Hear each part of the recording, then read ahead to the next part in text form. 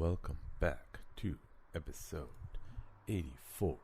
This is a blog post series titled Volume 1, yes, Tales from Volume 1. But first, before I get into what that means, this podcast is brought to you by Urban Tactics Krav Maga, turning lambs into lions. Standard stuff at this point if you're a regular listener. You can support us by going to UTKMblog.com, where these original posts were made. And you can go to the Support Us tab and either make a donation or you can sign up for UTKMU, which is a separate website. And if you want to get access to it and check out our curriculum, you can do that. Remember, it's to supplement your current training, not turn you into a psycho Krav Maga person independently by yourself with no mentorship or guidance.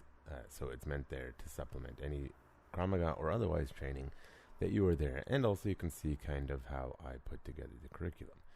And if it helps you learn, then great. If you think it's useless, then You can also support us by following us on Instagram, Urban Tactics Krav Maga, Twitter, Urban Tactics KM, though don't expect me to tweet much on that terrible platform. And what else? Facebook, Urban Tactics Krav Maga. And, of course, shameless plug, I almost forgot. Though we're not posting as fast as we'd like, my personal YouTube channel with my partner, Joe and John Do Stuff, if you want to see my less serious side and the person who decided to be with me for a long time and see what kind of tortures they've put themselves up to, you can watch that YouTube channel. So there is that. Is there anything else before we move forward? I don't think so. I'll probably remember later, but oh well.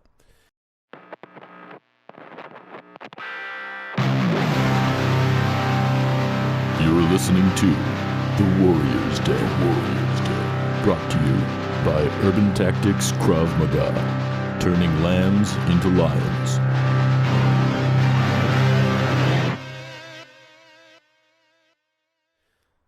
So this is a Tales From. This is something I hope to do more regularly, but it all depends on you, the listeners, my students, and my instructors, as it is about stories that people have submitted for publication on the blog and then consequently onto the podcast of stories they've had to do with self-defense, whether on the job or off or just situational stuff.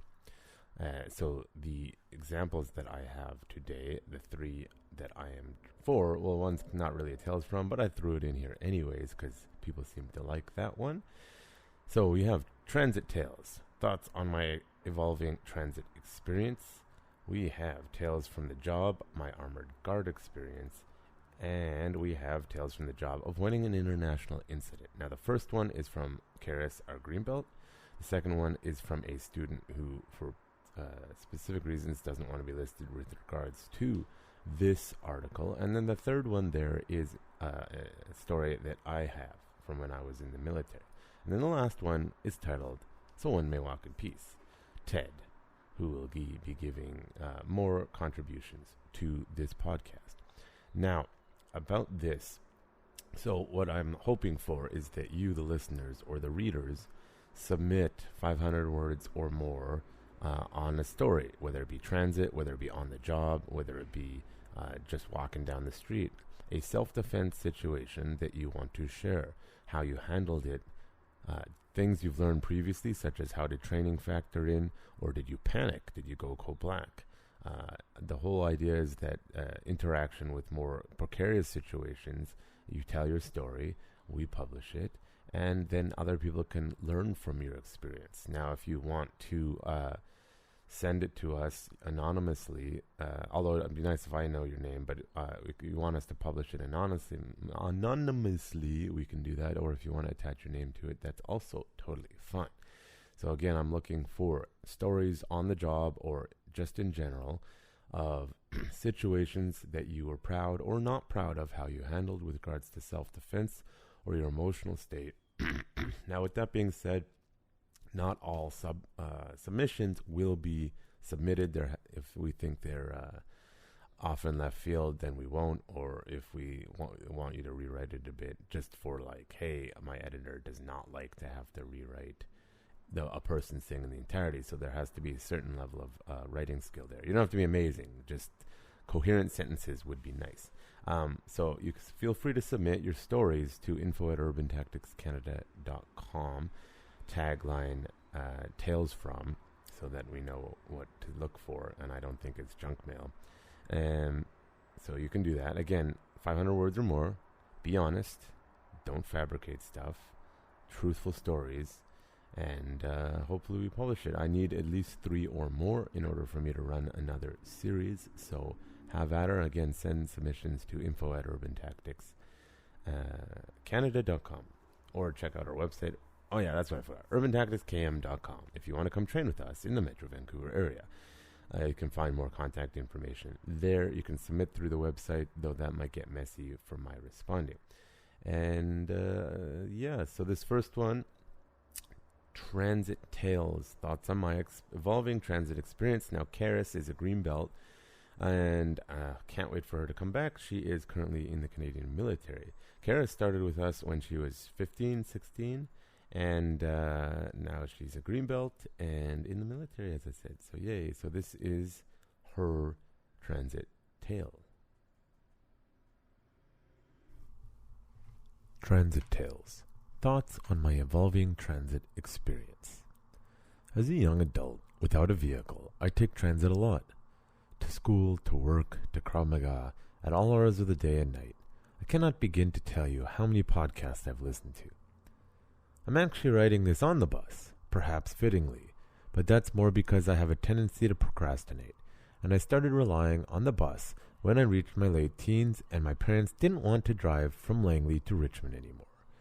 So instead of a 1-hour drive to UTKM, it was a 2-hour spread across one bus and 2 SkyTrains to be able to keep up with my training. And as a younger teenager with no social life, I went cool and proceeded to download a ton of music. Suddenly, having a lot of time to waste, I had to find ways to entertain myself. I personally don't like studying or doing work on transit unless I absolutely have to. Procrastinating strikes again. So in the beginning, I used to bring books to read, but I would get too distracted and be more likely to miss stops. So situational awareness, that thing that John likes to beat into our heads in class, nah. So headphones and podcasts. I started listening to the UTKM podcast and countless more from there. I really only listen to podcasts on transit as they require some amount of focus, but I can still pay attention to my surroundings. I've talked to some people who prefer being able to hear what's happening around them, which is fair. I just need something to do before my thoughts spiral into madness. As a tactical compromise, I listen at a low enough volume that I can hear what I'm listening to, but I'm still able to hear if something is happening around me. Thanks to years of Krav, I now factor in the threats when I choose where to sit. Thanks. On the SkyTrain, I'll take the single seat and sit however I need to so that my back is to a wall or a barrier. I don't like standing in the middle of the SkyTrain if I can stand against the door. On the bus, I do the same thing, but I'll hide in the back of the bus. Yes, I'm further from the driver and the exit, but I can see everything and usually people will fill up the fronts first anyway. I also have the problem of needing to transit to Vancouver for work now, which is another 2 hours. One way. Having given up on getting a good night's sleep on weekdays means I have dozed off on the transit more than I would care to admit. This hasn't resulted in any problems yet, but I still wouldn't recommend it. That's when choosing a safer place to sit can be helpful, because I do not want to sleep when someone is sitting beside me. I tend to not actually fall asleep, rather I just doze, opening my eyes every so often to make sure I haven't missed my stop. If you are going to sleep, though, make sure there is a decent amount of people around and that you have a way to wake up before you need to get off.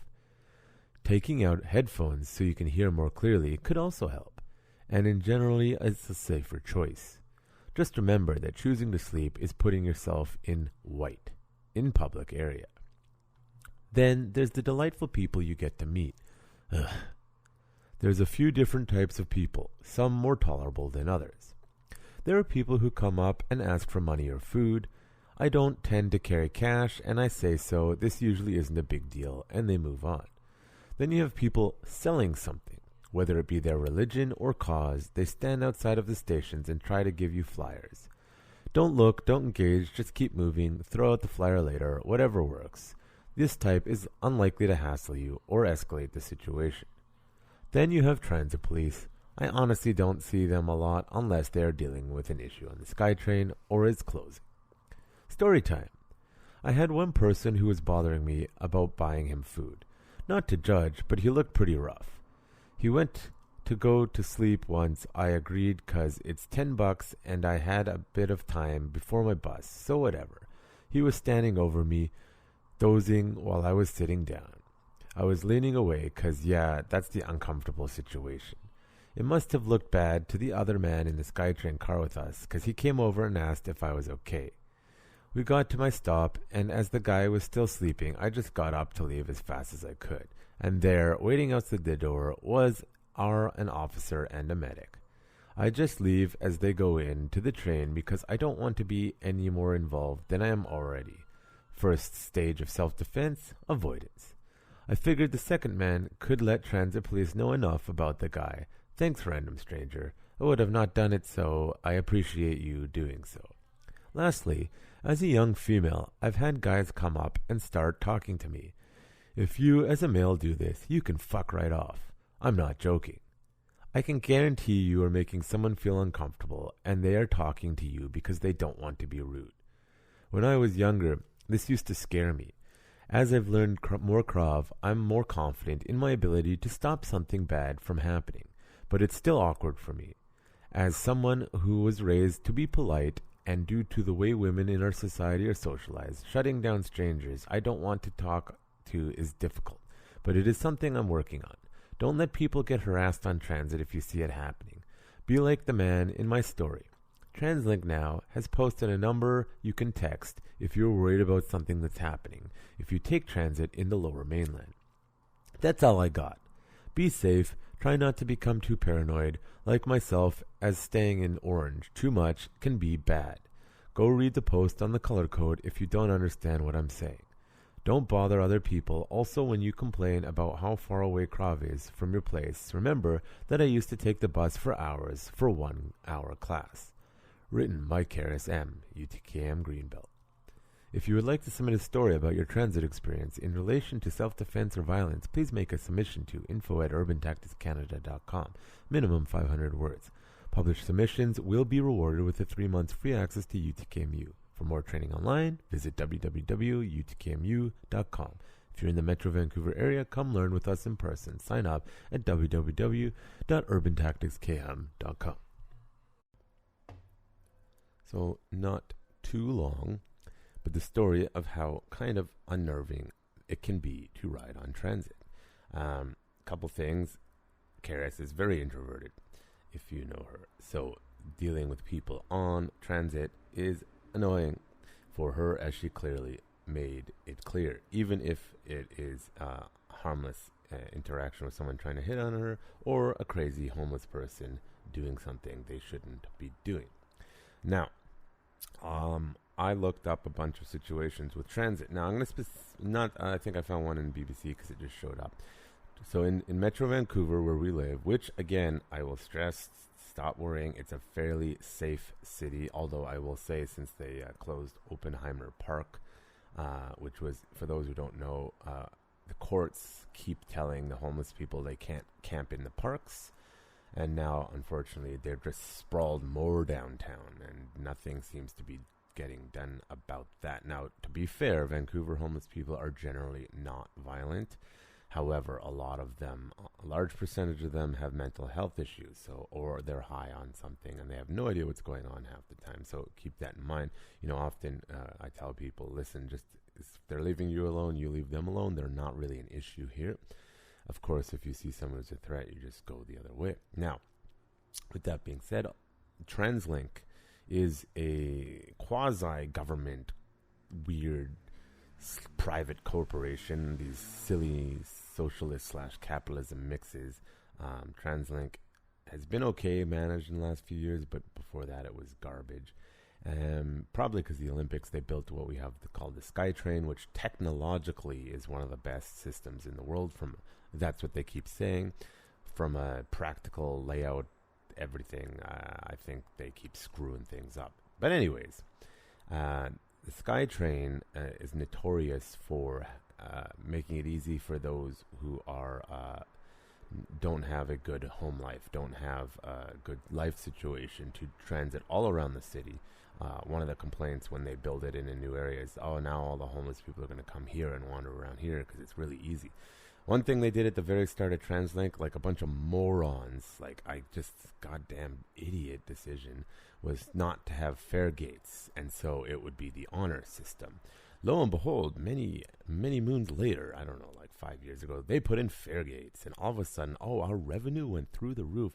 Wait, so you're telling me the honor system doesn't fucking work most of the time? And all of a sudden, their revenue went skyrocketing. But it also meant that it was a lot more dangerous on the early days of TransLink, although it's not that expensive, couple bucks to go. And TransLink has its own police force. And for those who don't know, on our transit here in Vancouver, there's a yellow strip on the sides of buses and on the wall, and it's SkyTrains that you press, and they'll stop it at the next SkyTrain station or the bus stop, and police will arrive.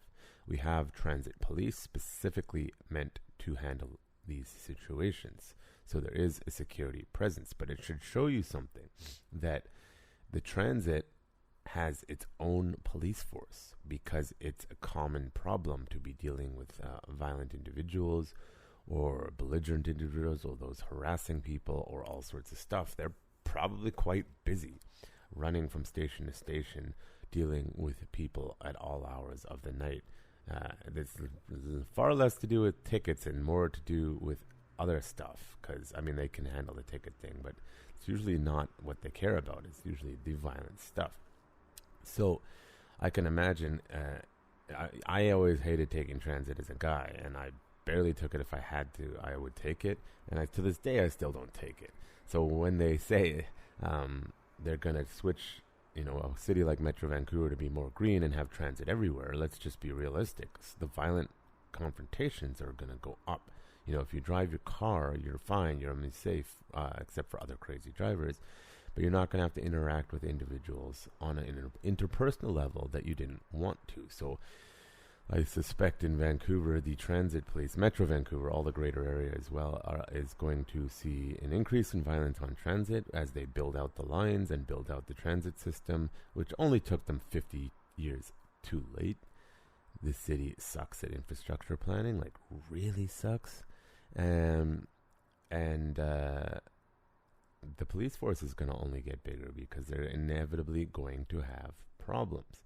Now, before I get into, I pulled up a bunch of posts, just Google TransLink violent interactions.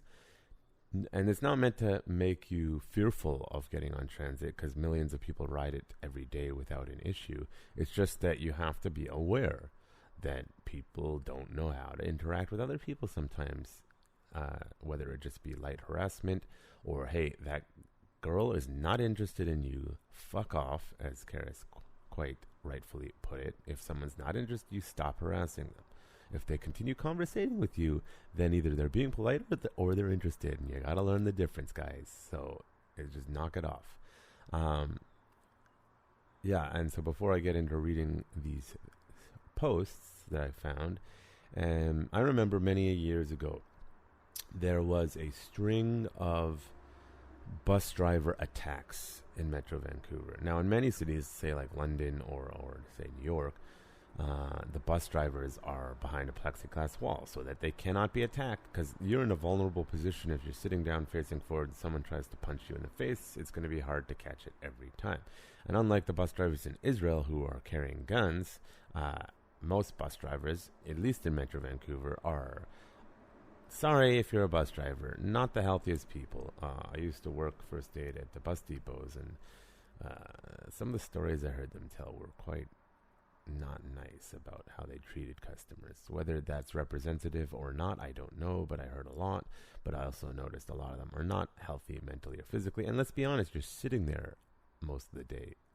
So if you don't compensate for that, you're going to be limited in your ability to defend yourself. So anyways, having a conversation, can you teach self-defense to the bus drivers? And I said, well, that depends. People don't like that answer, by the way. And what do you mean? Well, what is your use of force policy? And you can imagine bus drivers aren't allowed to do pretty much anything. Even if they rightfully defend themselves, they're probably going to get fired because it's bad public image. Said, listen, I can teach you all sorts of stuff, but you have limited mobility. You have limited abilities to do stuff. Most of your drivers are not that capable physically as far as to the skill level required to be aggressive in self-defense.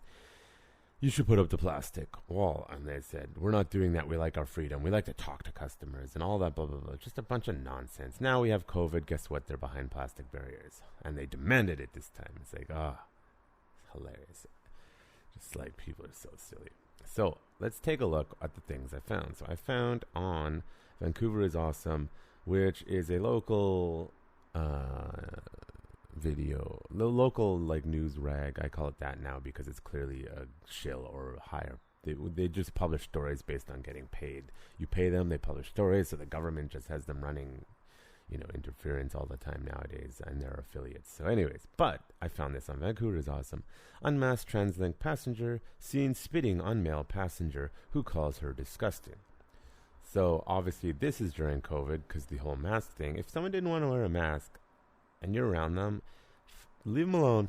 That was the appropriate way to do it. Don't get all Karen on people. But anyways, this person's response was not great, in which she spit on them. So transit police are investigating after video surfaces on social media of aggression interaction between bus passengers. This was published on October 22nd, 2020, 12:24 p.m. by Sarah Groszowiski. Sorry, it's probably Polish, I think. I'm guessing. TikTok user. Stop using TikTok. It's owned by the Chinese government, if you didn't know that.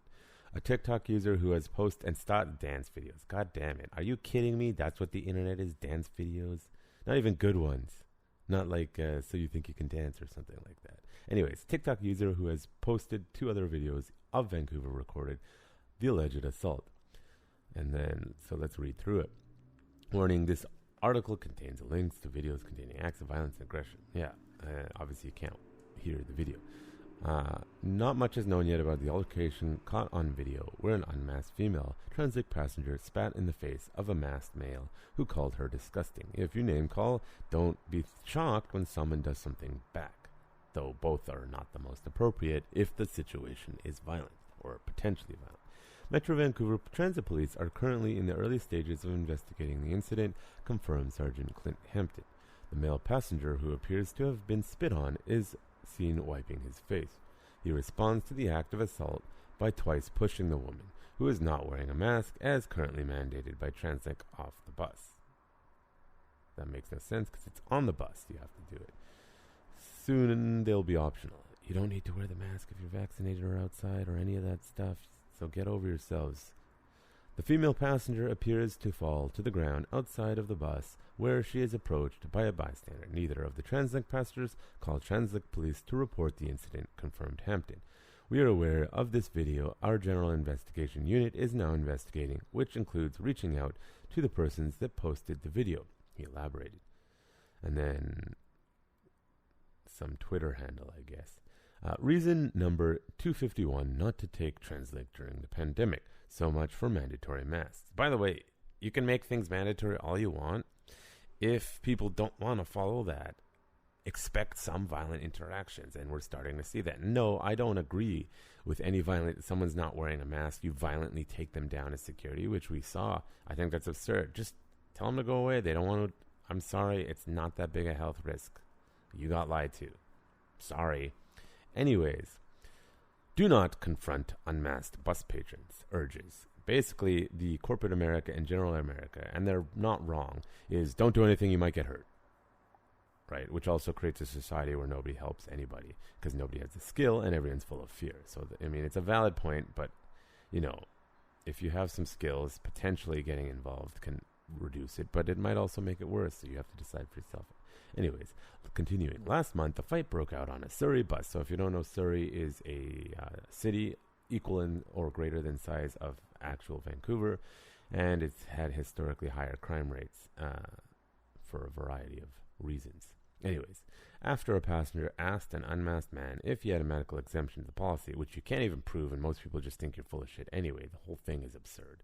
Anyways, in response, TransLink advised customers not to press the issue. Rightfully so. Just leave people alone, you fucking Karens. If they see another passenger not wearing a face covering, we ask customers not attempt to enforce the mandatory policy, a TransLink spokesperson said to Vancouver is Awesome.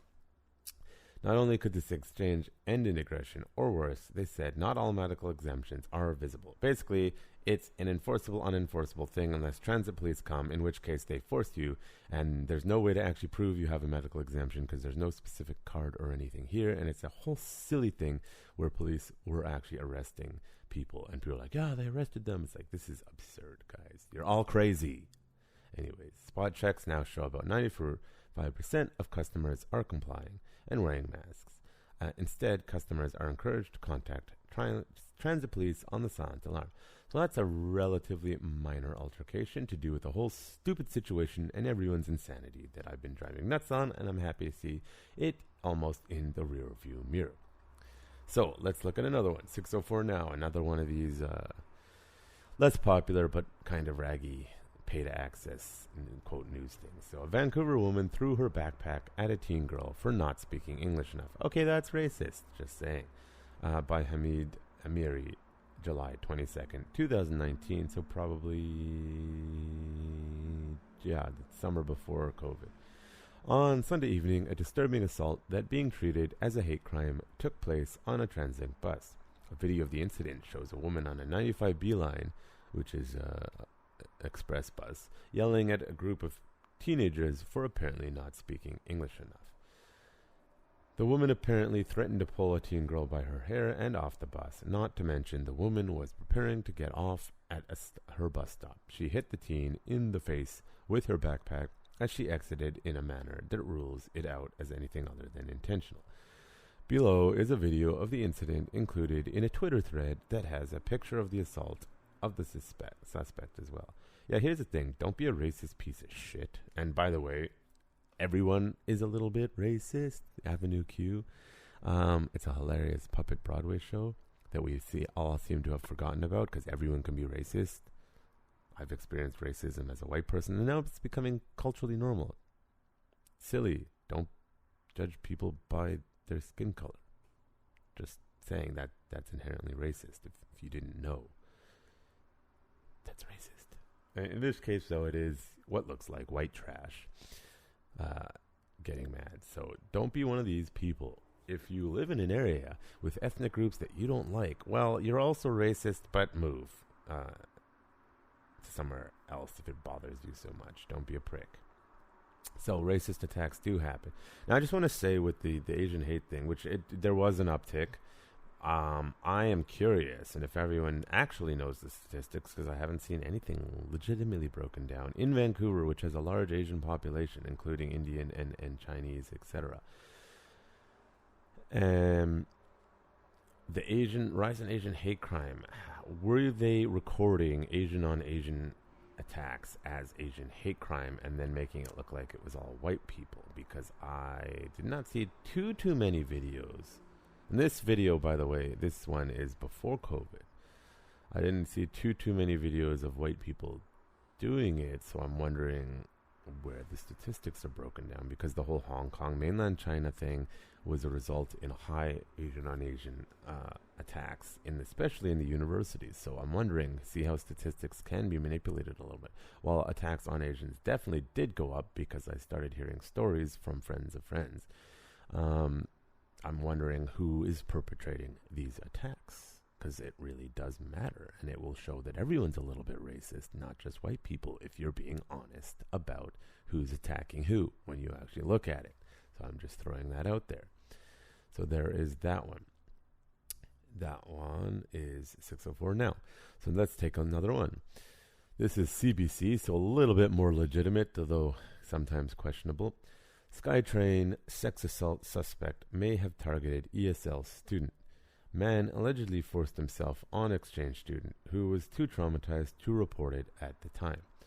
So I know that if someone gets attacked, that it's traumatizing and you don't want to report it, but you need to immediately.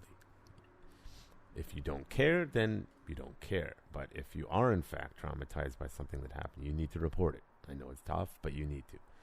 Anyways, this was CBC News posted January 12th, 2014.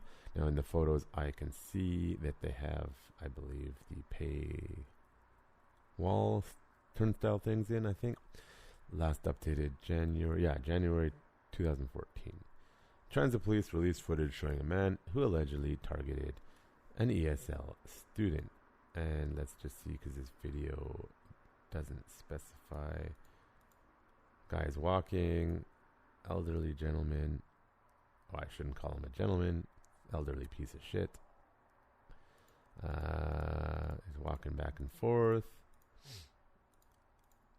And I don't actually show as much, so it doesn't show anything of the way of what might have happened. They might have been keeping it off for the sake of the victim.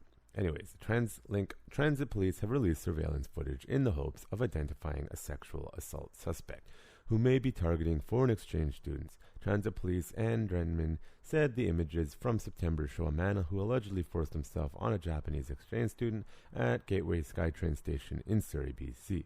We're hoping that we can identify this older man who sexually assaulted the ESL student because it's quite likely he's done it before and will continue to do it. Guys, report. That's how you get rid of these shitbags. The victim, a 29-year-old woman, was too traumatized to report the sexual assault at the time, a common theme.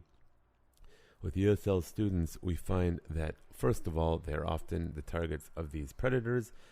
They are vulnerable because English is not familiar and they don't know how to report it or who report it. The other thing is, I'm sorry, governments, you guys do a shitty job at teaching sort of the cultural expectations far as what people can and cannot do here to new immigrants or whatnot.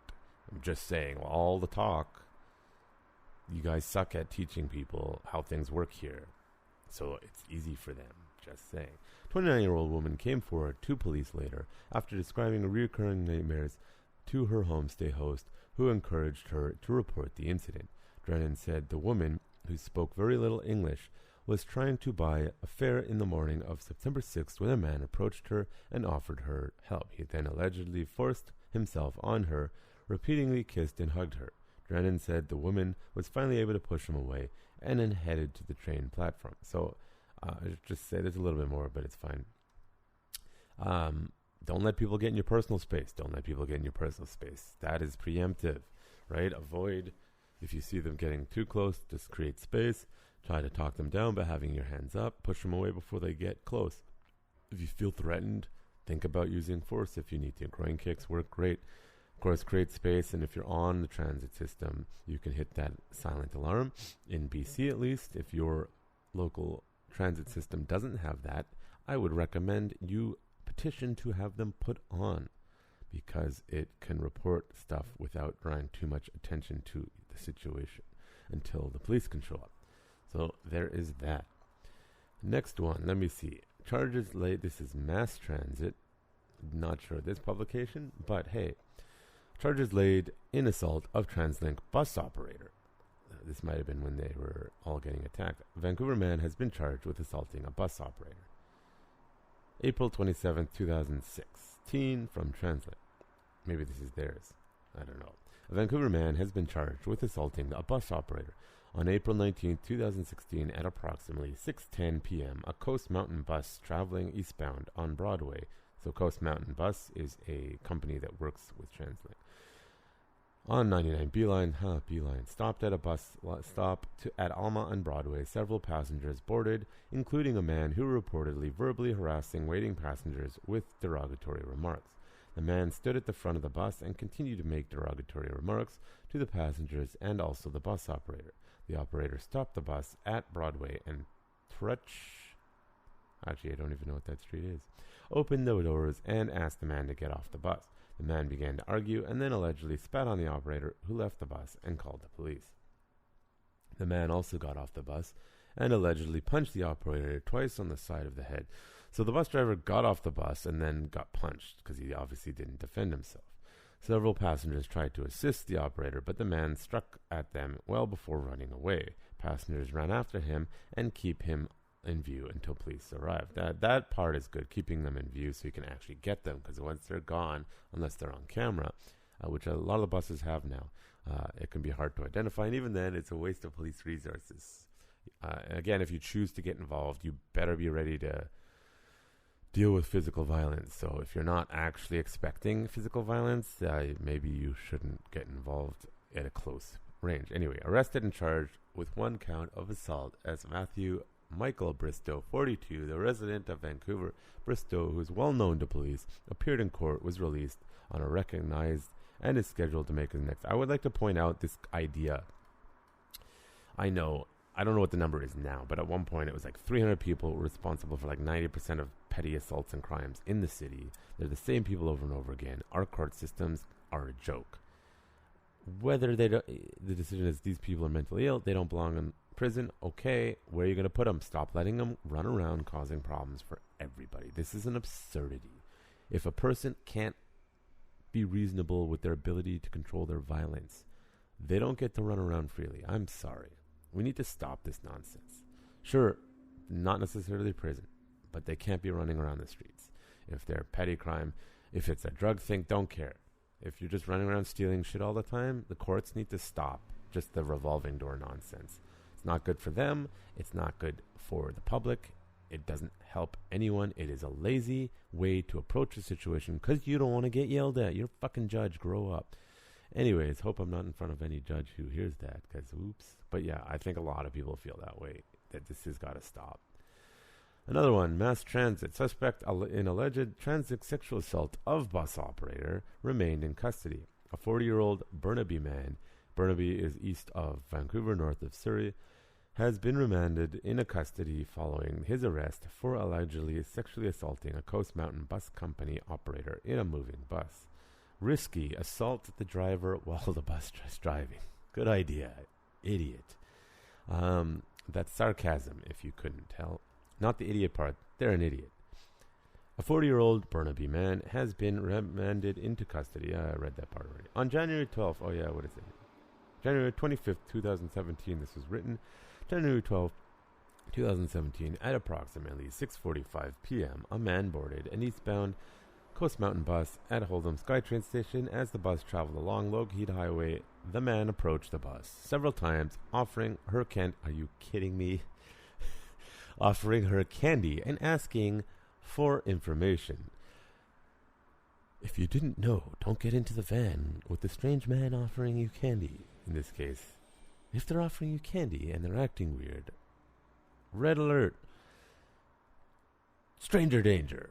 Just as the operator was turning the bus left on Production Way, the man approached her again and asked if she would like to go for drinks after work.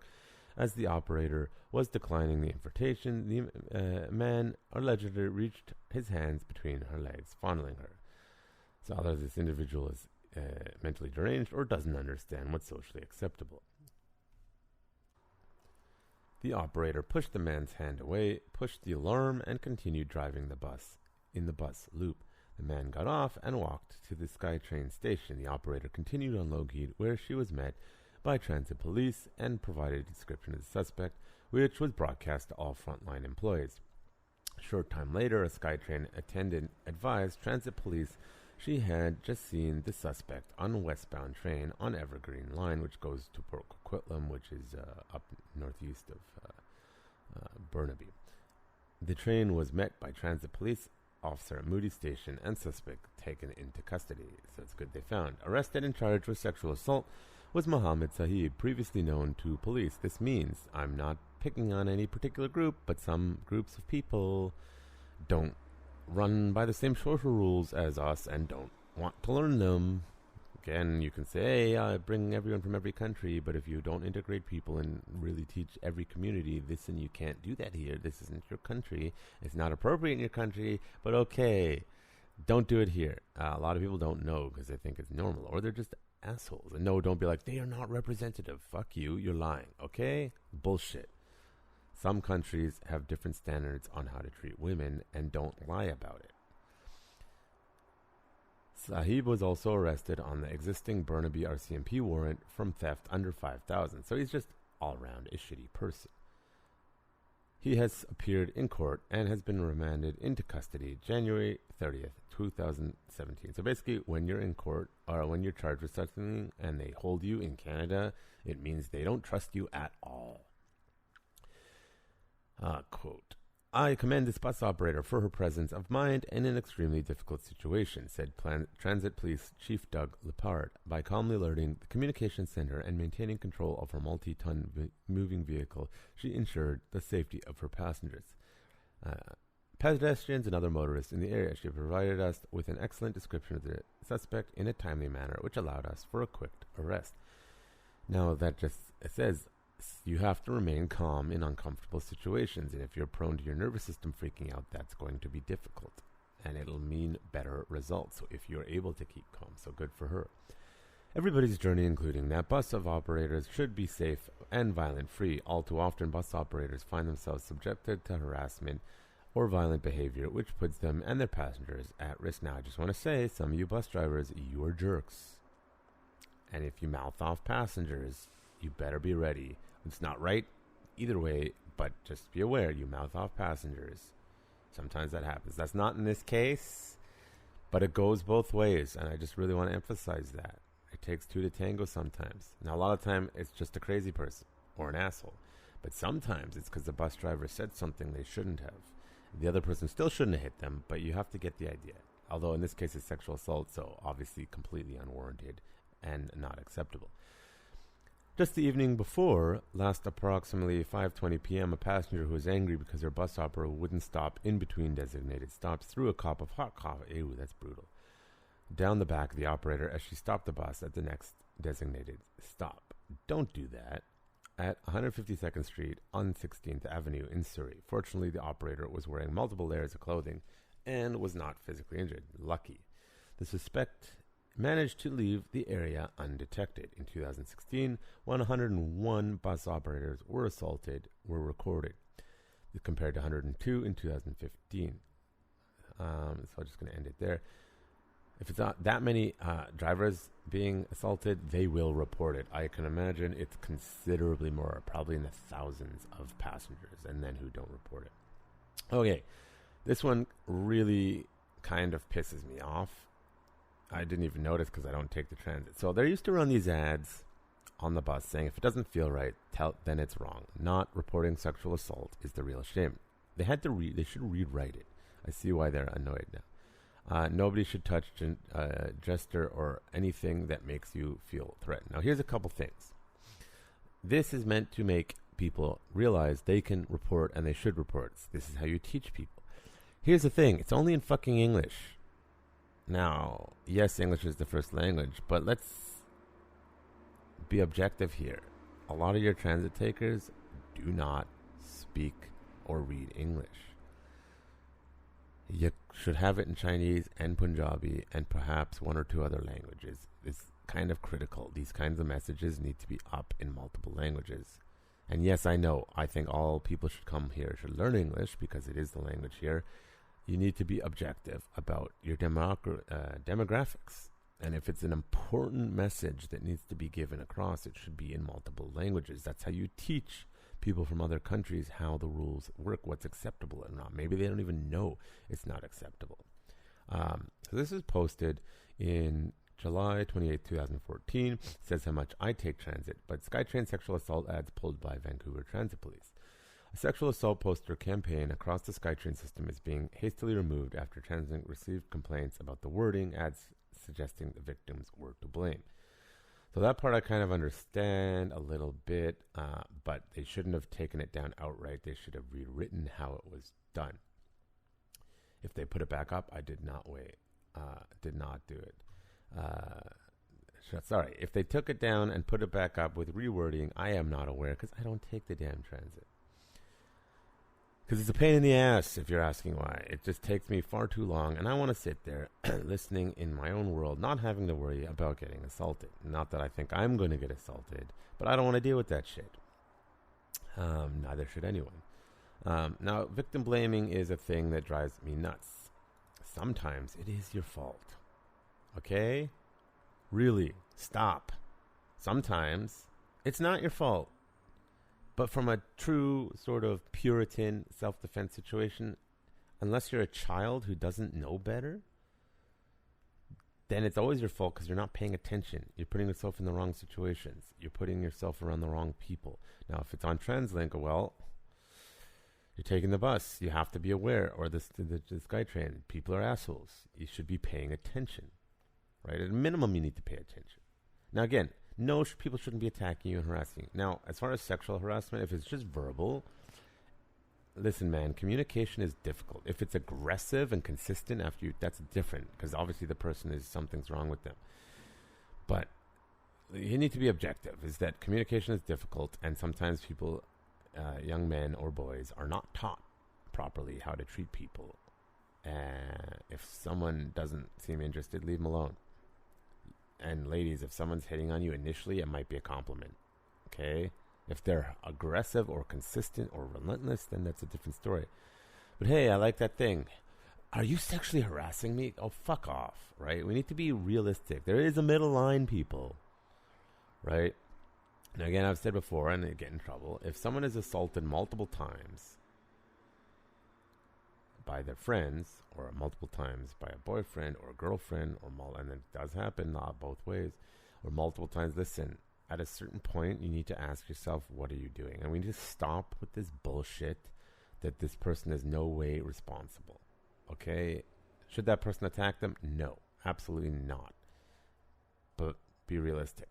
But here's the thing, again, I know if you're traumatized, it's hard. You need to report it.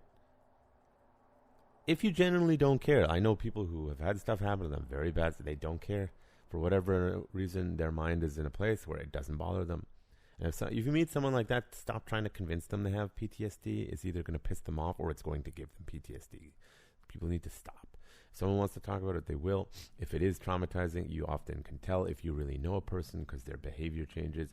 And if you can't tell the behavior changes, then you're probably not paying attention to your friend. So just something to think. But yeah, if something happens, you should report it.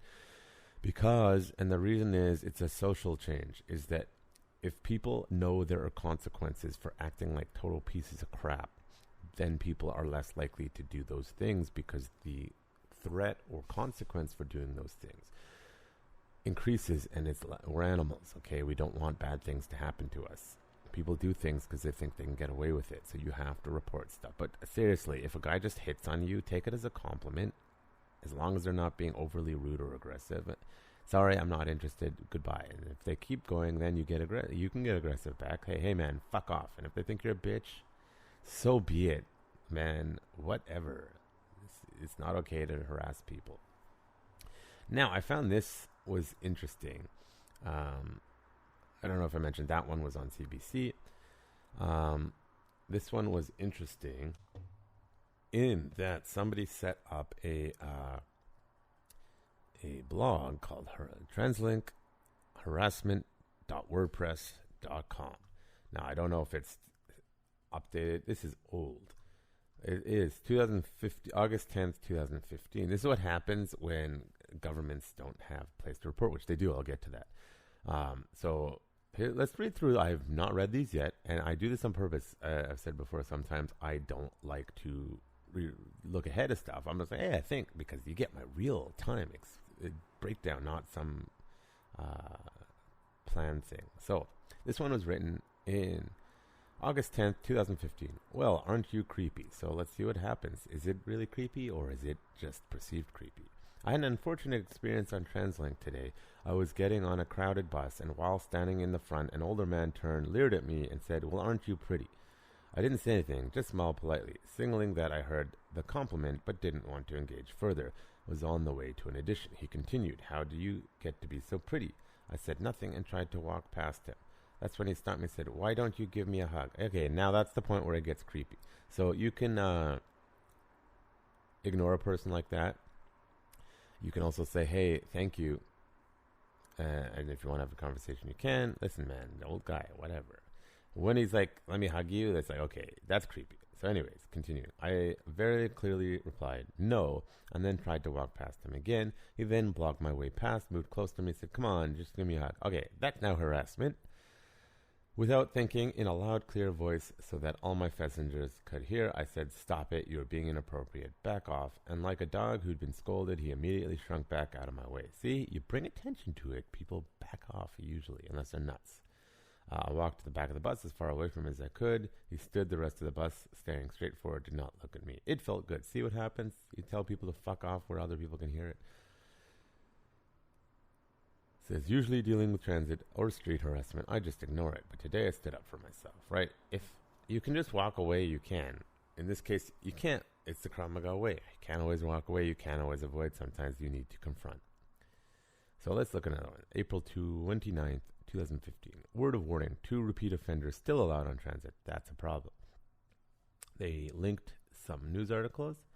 2 sexual predators, repeat offenders who have both used the transit system to facilitate their predation efforts are still allowed to ride transit. That's silliness. It's hard to enforce, though, without ankle bracelets. So just saying. It is extremely difficult to have someone banned from a public system like this, and even more difficult to enforce. As a result, unfortunately, it is a public to be educated and aware of potential risk. Yeah, high-risk offenders should be ankle bracelet. You're not taking away their freedom to walk around, but they know they're being watched, and they know their whereabouts, and they are less likely to do stuff. And if they're unable to control it still, guess what? You don't get to roam around anymore.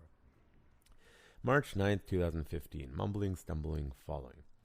It was about 7 a.m., and I was doing my daily routine. Get up real early, stop and get a coffee, go to King George SkyTrain station, to Columbia, transfer, and then off to school I go. I never have any issues. My dad taught me how to take care of myself. There was a guy, and I have anxieties towards brown people for personal reasons, but I'm working really hard on not pushing them into a group of all pigs. They had a bad experience. He was slurring his words, but it was a Wednesday, and I thought either he was on drugs or handicapped, because I've dealt with drugs and disabilities my whole life. I wasn't going to be rude because of anything of that, so we had small talk on the SkyTrain. See, you don't have to talk, but it's an anxiety thing. I'm talking because I feel anxious if I don't. At Columbia, he continued to follow me because I take the same route every day and love to socialize. I know all the regular staff working at the station, so I knew how to get to the security attention without him noticing after he fell down the stairs on me, which I would like to add, I haven't used stairs since because I'm tiny and he was a full-grown man. Turned out he was actually drunk. No shocker there. Anyways, he didn't smell like booze, and he thought, didn't cross my mind considering it was a Wednesday morning at 7 a.m. All connected lines are the most dangerous because that's where the stations can meet up. Male, brown, leather jacket, spiked hair. Okay, if someone is slurring their words, give them space. If they're behind you, you can still look, pay attention. Gravity and the stairs, unfortunate. Right now, this person's scared of taking the stairs, which is a phobia that's going to be very hard to get over because stairs are everywhere. How are you going to climb stairs if you have anxiety about it? So listen, this was completely preventable. The person just had to be a bit more attentive to the fact that this person was clearly messed up. Slurring their words, it doesn't matter whether it's a mental illness, they're on drugs, or they're drunk. If you are not paying attention and you let them get close in any way, this can happen. And now it's unfortunate for this person, they're in a traumatized situation, right? This is just, be aware. March 9th, 2015. Hairy situations. About a year ago, I was on the 210 in Fibs Exchange when I felt a sudden tug on one or two hairs of the back of my head, like someone was trying to pull out my hair. When I turned around, I saw the man behind me quickly tug his hands back to his lap and look out the window inconspicuously. I wanted to give him the benefit of the doubt at first because it seemed ridiculous that someone would want to take my hair, but when I leaned forward and watched our reflection in the window, I saw him slowly creep his way back to resting his hands on the back of my headrest. What are we in high school, guys? Like, Jesus Christ. It's like the whole, like, pull their hair. Hee, I like them. Don't do it if you're an adult and you don't know the person. Then it's just assault and weird. If it's a kid doing it to another kid, it's because they don't know how to interact with other kids and communicate. Anyways, continuing. I felt really uncomfortable about confronting him, so I leaned way farther forward in my seat to pretend it wasn't happening until we both got off the bus. I found myself wondering if I should tell the bus driver or call someone about it, but wondering what a bus driver could even do. More recently, about a month back, I was standing on the Millennial line, holding onto a pole. When things got a bit crowded, a man started getting super close to me. I thought it could be due to lack of space, but he put both his hands on the pole on either side of me, and his arms were surrounding me, and I pushed up so close that his pelvic was pushing. Yeah, don't do that. Once again, okay, that is a time where you don't let them do that, okay? And again, draw attention to yourself very loudly. Hopefully the bystander effect doesn't kick in, but there's enough white knights in Vancouver, I think, still, so there's that. A lot of these have to do with people getting too close or inappropriate touching, etc. It just goes on and on. But again, call it out if it happens to you. That's what you should be doing. Okay, now, TransLink website, translink.ca/rider guide, blah, blah, blah, blah. Safety and security. It says how to report an incident, right? Call 911 if it's an emergency, as in it needs to be dealt with now, weapons, violence. Call or text. So they have a call, 604-515-8300, but that's also very not discreet. You could also text 87.87.77. I think just 578 and then 57. And again, if it's an emergency, defined as there's an immediate threat, serious crime is in progress or just occurs, fight, sexual assault, or robbery. You see something immediate like an abandoned package or a passenger behaving very strangely. So a drunk person, you might be able to. It talks about transit police and how all the stuff. Remember, you have the emergency stuff. So they do have that. There is a response. And then I found this one when I typed in TransLink. It is Northern Ireland. 115 assaults on staff and passengers in 2018. That seems to be a common number, around 100 a year. In a relatively safer city, I would imagine. This is November 13th, 2018. BBC News. The empire that's BBC News. TransLink staff. This is not BC TransLink. Passenger was sold 150 times in the first 8 months of 2018, so probably higher. Figures made available to BBC News show 69 physical attacks, including sexual assault. There are also 46 incidents of people verbally or threatening abuse. So, here's the thing. I'm not going to read the rest. Statistically and probabilistically, you're probably okay. Young women are going to have a bigger issue. This is why you should teach your girls martial arts and self-defense, so that they have the confidence to deal with someone who's getting physical. I am just saying. Stand up for yourself. Make it clear. Socially pressure them in the moment, right? Just be aware things can get violent. Creepy old guys are going to back off if you make it clear. Right? Now, crazy or intoxicated people or those on drugs may get more belligerent. So you have to have your wits about you. Is it just a creepy person? Is it a person from an ethnic background who probably has used to different social rules, or they're just a creep? Draw the attention to them, right? If, though, it's a generally mentally compromised individual, then you need to really think about how and what you're saying. But there is safety in numbers. But be aware, again, if you're going to get in a physical confrontation with anyone, it can go violent. Don't be naive. So, transit is a necessary thing, and as I said at the beginning, as the world gets more green, which is going to take fucking forever to do in a way that doesn't piss everyone off in this city, just saying, we are going to have more of these assaults inherently until we have, like, self-driving pod cars that are electric. Which we'll get there probably sooner than later. I hope in the next 20, 30 years. So I would rather be sitting with my family or with my friends having an enjoyable transit experience, not with a bunch of random strangers, because it's always interesting, particularly in the late hours of the night. There's always drunk people. That's to be expected. I can only imagine what a place like New York has as far as assaults. I didn't look it up for that, but a busy place, transit system like that probably has a much higher rate. So there is that. So I think that sums it up that, a place like Vancouver is relatively safe, but it can happen. It's more unwanted touching, creeps, etc. Say something, do something, report it. Okay, so this next one is Tales from the Job My Armored Guard Experience from a student who wishes to be unnamed for this purpose. Tales from the Job My Armored Guard Experience. A number of years ago, I landed a job with an armored car company as a guard and driver. The job itself was a combination of logistics, transportation, and security, which seemed to be perfectly suited to the type of work experience I had at the time. I maintained a Class 1 commercials license for years and had driven all sizes of variety of trucks. I also had a security services license for quite a while and worked part-time doing things like access control at special events, bar security, retail security.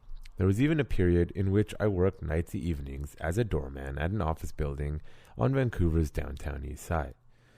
In any case, you might say I was a shoo-in for the job. Now, as this is a Krav Maga blog, I thought I'd impart a little personal insight and experience with respect to the actual security aspects of my job. I believe this is not only relevant to the other parts of security industry and law enforcement, but also to one's day-to-day life as it pertains to personal safety, situational awareness, and the resolution, avoidance of conflict situations. The latter part of that last point being of paramount importance when one is carrying around a loaded firearm. The job. For those unfamiliar with the world of armed security transport, bear in mind that the armed personnel being hired to move high-value items around is, in fact, an ages-old profession, one that predates the existence of firearms themselves. Where there is something worth selling, there has and always will be someone who will try to take it, sometimes by force. This is where people in my role come in. With all that in mind, of course, I was initially pretty nervous about getting into my line of work. This was in spite of the fact that the vast majority of security work I had done up until that point was, well, pretty hands-on.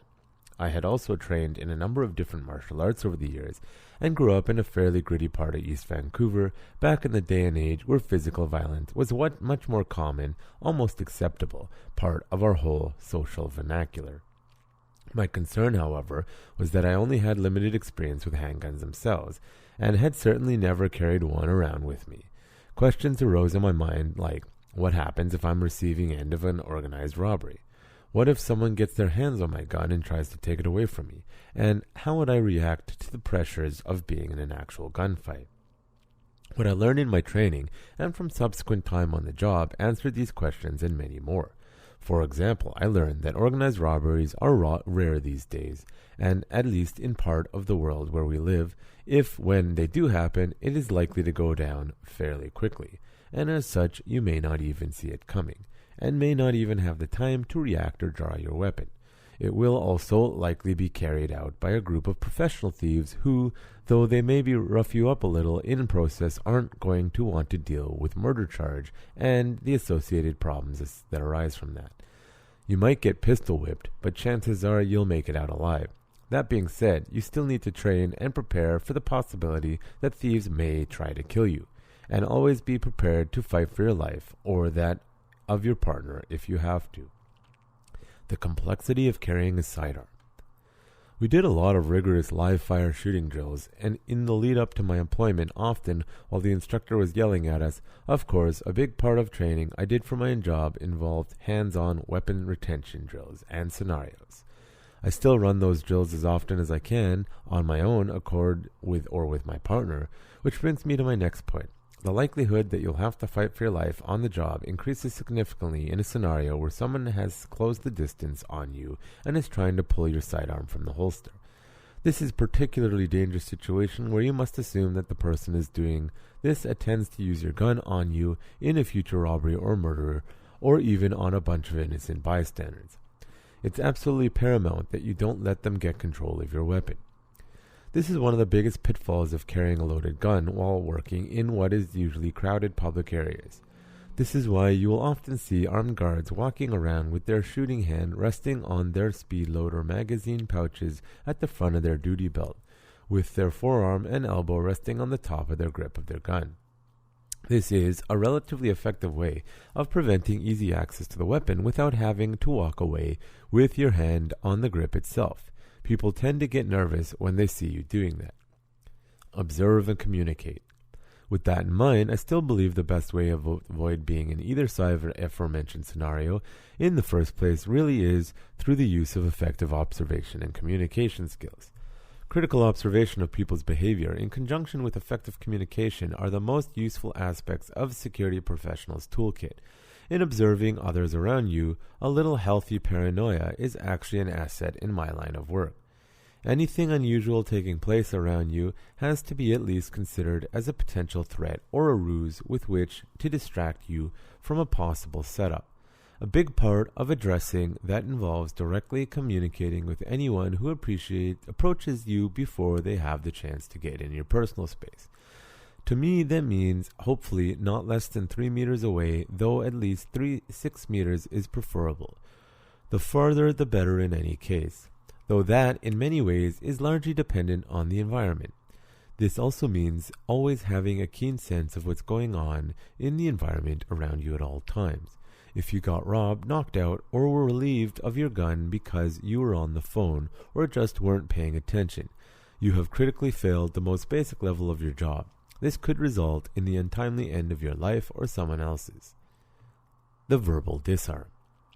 So how do you communicate with people in a way that will hopefully prevent them from gaining and exploiting a tactical advantage over you?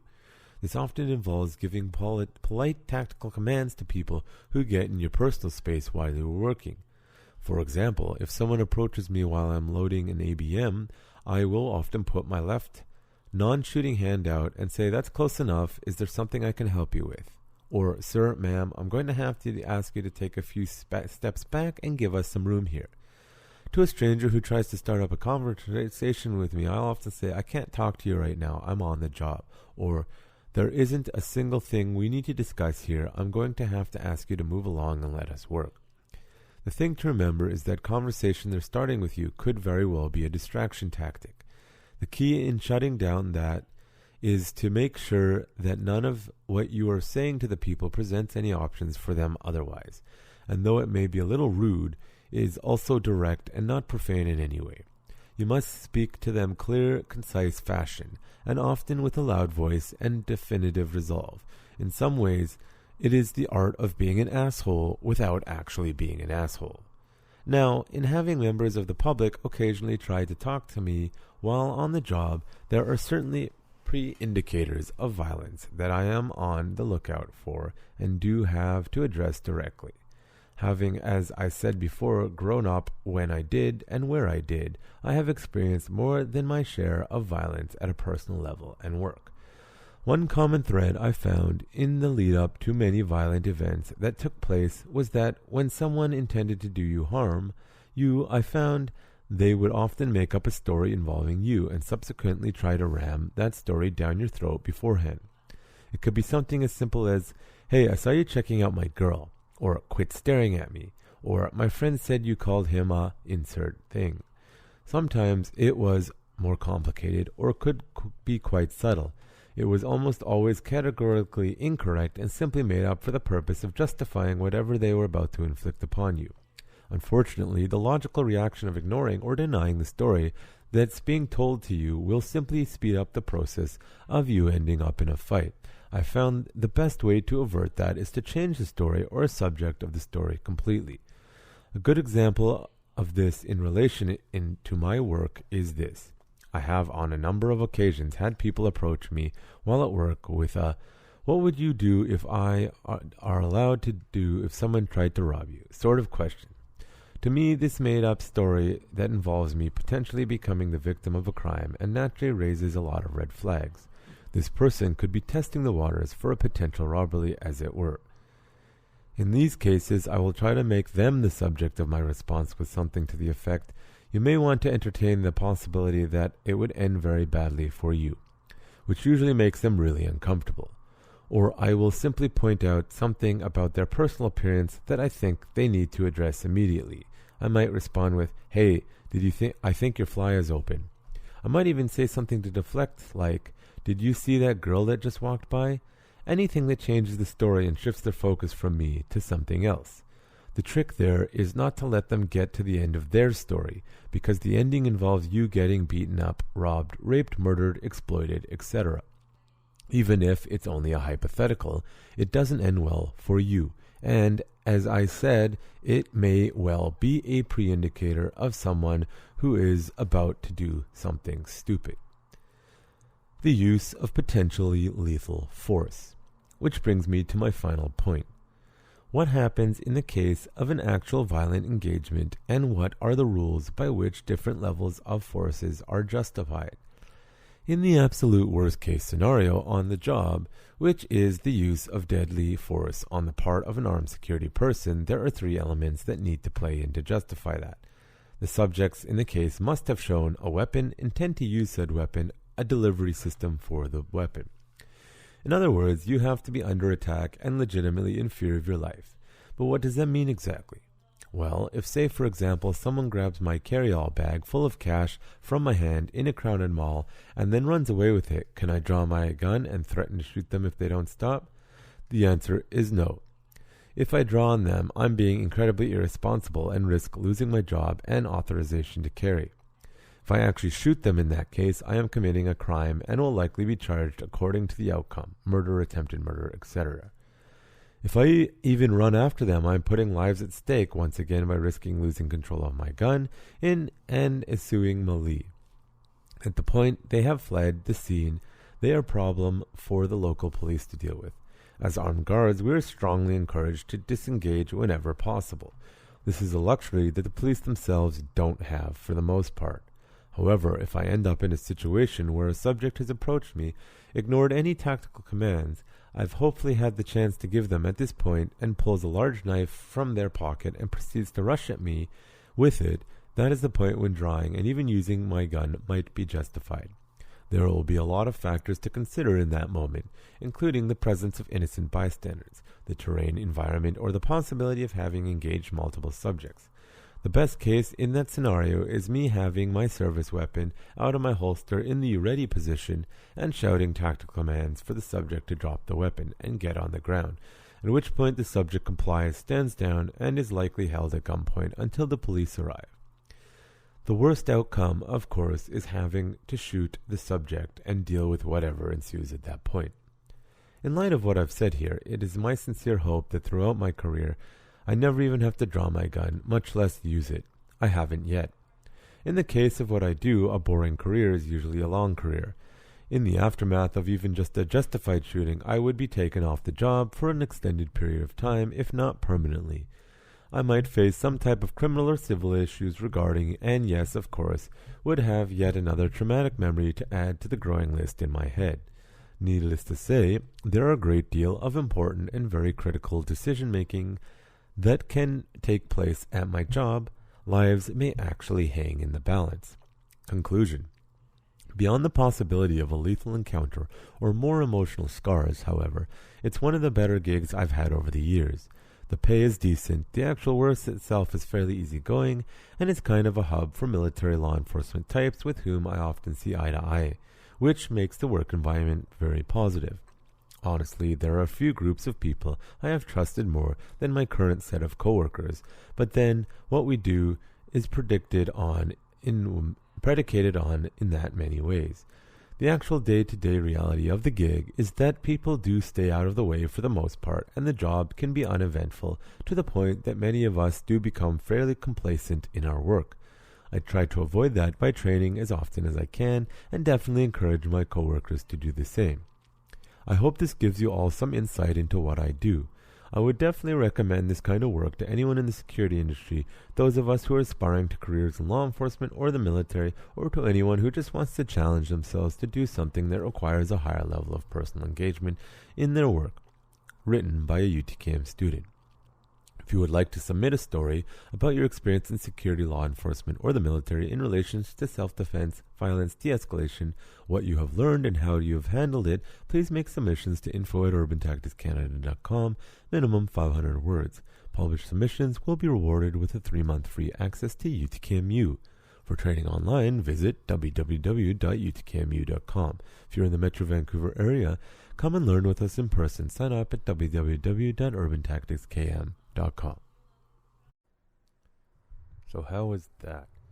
So I think that student did a very good job at explaining de-escalation, stage 2 self-defense, how to not get into situations with people, observe and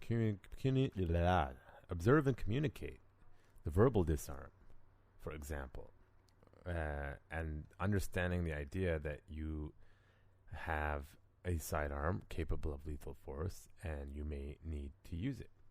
Now, this is from Canada perspective. Now, the Canadian perspective on security is fairly silly. Is that even though you may be a target because you're in a uniform, the base level security, they get garbage training. It's mostly legal training and ethical training and no use of force training, because unless you're what's called a loss prevention officer, you're not supposed to interact. You're supposed to observe and report. So you have, at least in this province where I am, I don't know specifically for the other provinces, you have a BST, which is a week course, mostly ethics and mostly legal stuff.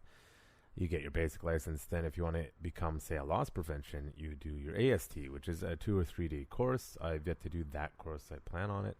Now, once COVID goes away and I can do that course, I'm just interested to see what they teach, but it's a 2 or 3 day course on how to use handcuffs. Now, I have seen loss prevention. Now, if you're not sure what loss prevention, they're unmarked, essentially, security in places trying to catch shoplifters. It's usually mentally ill or drug addicts individuals. And I have personally seen loss prevention officers, usually big guys, basically not control their force, and they don't know how to handle it. They get emotional. They don't have the training. So imagine now we go into armed security in Canada, which basically the only time you can be armed security is you're protecting a diplomat, your RCMP on security detail, or you're protecting $500,000 or more. So armored car guards would be doing so. But again, they're provided minimal training. So the idea that they can use that firearm in self-defense is questionable. They get considerably less training than the police, and the police already have enough scrutiny. So here we have individuals with firearms. Now, they need firearms because it's hard to find, but I know from anecdotal stories of people I've talked to. Many years ago, there was a string of armed robbery from armored car guards and banks. Now, the banks and a lot of these armored cars, honestly, they'd rather you do nothing and get robbed, quite frankly, because the insurance is cheaper if they do that, because they're insured. I once had a manager of a security company tell me that the actuators, these are the insurance individuals, have made the determination that it's cheaper to let you die and pay out the families than to actually train you properly, because now there's all sorts of lawsuits and all that. But basically says the security industry in Canada, from what I've talked to, does not care about its own employees and generally only cares about their public image and the bottom line, consistent. I think there needs to be a change in mentality for security. I think they need to stop letting people with no experience in use of force become security officers where there's a potential of use of force at all, which would armored car guards would be. I believe you just need your firearms license, your PAL, and a BST to do it.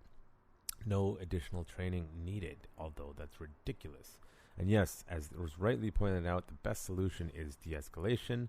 However, armored cars are giant targets for those more serious or brazen criminals who want to attack them. Recently, there was I'm going to skip to this one first. There was a armored car. Now, I'm going off of the drive where they're talking about a South African armored car that had guys shooting at them. Now, the driver was amazing. He stayed relatively calm. His co-driver was less experienced. I'll post a link in the show notes, but you really got to see this video of them basically getting shot at. The armored car holds up, and they manage. In the end, I believe they get out and they have to start shooting back. But the driver does an amazing job. Now, this is, of course, in South Africa, which is a slightly more dangerous country than a lot of other places. But I pulled up just a few, and I surprisingly could not find the Canadian ones, but I know they exist. It hasn't happened in a while, but I know it. So I found one from CBS New York. Police, man seen on video sprinting down street after robbing armored car in the Bronx. January 22nd, 2021 was when this was published. There's a video. Again, links in the show notes. New York, police are trying to track down a man they say stole $200,000 from an armored car in the Bronx. Surveillance video shows that suspects running down the street with a bag of cash. Robbery happened around 2 p.m. Wednesday near East 167th Street. The police said security guard was unloading the money, so transition from the armored car outside a bank. The suspect shoved the guard and snatched the bag. Now that means this individual, the security, was not paying attention. The guard gave chase, tackling the suspect multiple times, which means he was not able to subdue him, which means his use of force training is garbage because he couldn't keep him down. And then it says, I see two guys fighting in the street. One witness said he take the bag and he run this way. Another surveillance camera down the block saw the man running off Girard Avenue, etc. So you get the idea. He was caught off guard because he wasn't paying attention. Now, I don't know where his partner is. Usually there's a partner, at least, and usually one of the partners is locked inside the vehicle, so the vehicle itself cannot actually be taken. It depends on the company, depends on the country, but usually smart protocol is there's minimum one person that does not leave the vehicle and is locked. They can only unlock from the inside, and usually there's two other individuals. So either this was understaffed or they were just not following protocol. But he did catch him, and the guy still got away because probably lack of use of force. Now, that is in New York, so I don't know what their requirements are there, but I am sure they have a little bit more leeway in what they can and cannot do there, but it still failed. So here I've pulled up another one, something called a guy named Clint, Gator 98.7, Palm Beaches Classic Rock. There we go. More footage has been released from the failed armored car robbery. That was May 6th, 2021. These are American, so this stuff's still happening. Remember, the two guards in the cash and transit vehicle that survived the attempted robbery thanks to some incredible driving and bulletproof windows. Oh, they're actually talking about the South African one. What do you know? Well, new footage has been released showing the new perspective of the failed heist. In the video, we now see the view of the brave driver as he zigzags down the highway. Oh, I guess there must have been some previous video. But so this one will have a link to a better video than the other one. I'll put up both links because this has inside and outside camera views. I have not actually seen this one, but it's pretty cool. You get more footage to see that. So that was South Africa, not in America. And then I'm just going to read, this is called listverse.com. I don't know what this website is, but how accurate these are, we will see. But it says 10 brazen armored car heists that remain unsolved. 10. The Rochester Armored Motor Services America heist. On June 26, 1990, two guards were transporting money to a Federal Reserve branch in Buffalo, New York. Outside Rochester, they stopped for a sandwich. An unidentified woman guard went into the store, and when she did, a man with a shotgun apparently stuck the barrel of the gun into the slot of the door, and the guard, by the name of Albert Rayner, let the man into the cab, so failure to follow policy. He should not be doing that. Once the female guard came back to the truck, she too was held at gunpoint. So basically, it's a failure of decision making, failure to follow policy. Hey, they stick that barrel through. You could actually grab it if you had to, although I know it's going to be loud as fuck when it goes off and you're inside a enclosed container. So there's that. I don't want to read through all these all. Number 9, the Rutledge Berkshire Armored Car Service Depot theft. 6 a.m., January 31st, 2021. Number 8, Linwood Loomis robbery. In the late mornings, February 1991, 48-year-old Peter Berg and 33-year-old Jeffrey Peace were making a delivery to a large grocery store. They were obviously not paying attention. And number 7, the Plymouth mail truck robbery. August 1962. On August 14th, 1962, something like 1.15 million taken. Number 6, Brentwood Purelator robbery. St. Patrick's Day, 1982. 2 men, 1 black and 1 white, said they were FBI agents with a tip that a robbery was going to happen once they got close. You know, FBI, CIA, RCMP, any policing. How many times as a civilian do you ever actually see what the official IDs look like? Because someone flashes an FBI badge, you just believe them. You should call local offices if you're not sure, right? Because, I have a badge. You can buy those. There's usually an official government-issued ID for these kind of jobs, and nobody knows what they look like. You think that's what we would be known to the public. Hey, these are the IDs, but they don't because they don't want to counterfeit. So how's anyone supposed to know who's real and who's not? You can buy the FBI jackets, by the way, in like Halloween stores, I think. Even though it is illegal to pretend to be a police officer, law enforcement agent. Number 5, Yoricho Mitsubishi bank robbery, November 18th, 1986, in Japan. Vehicle from the Bank of Japan arrived at Mitsubishi Bank in Tokyo. $4.3 million. The Brooklyn Delicatessen Caper, well, quite the name. 1969. I'm going to go Brooklyn Wells Fargo. Number 3, the Eden Prairie Ram security heist. That was 1989. Toronto Brinks robbery. Hey, Canada, there you go. 1980. Only 144. 1.2 million with inflation. And number 1, Sacramento Loomis heist in 1999. So, obviously there's a lot of successful heists, which is why people think they can do it. Most of them are caught. But obviously here's a list of top 10 unsolved cases. Probably tens of millions of dollars stolen. The only reason that should happen is because lack of training and not paying attention. Or fatigue is another reason, right? So here we have a situation where we have a job that minimal training is required, firearms are involved, and millions of dollars. If you're doing these jobs, just know you're putting your life potentially at risk. And they can say all they want. Don't, you have to protect the money at all costs, but also your life matters. Okay, which is it?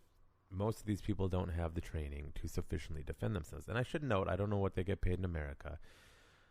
They don't get paid that well in Canada. It's okay, but as minimum wage increasingly goes up, their pay does not.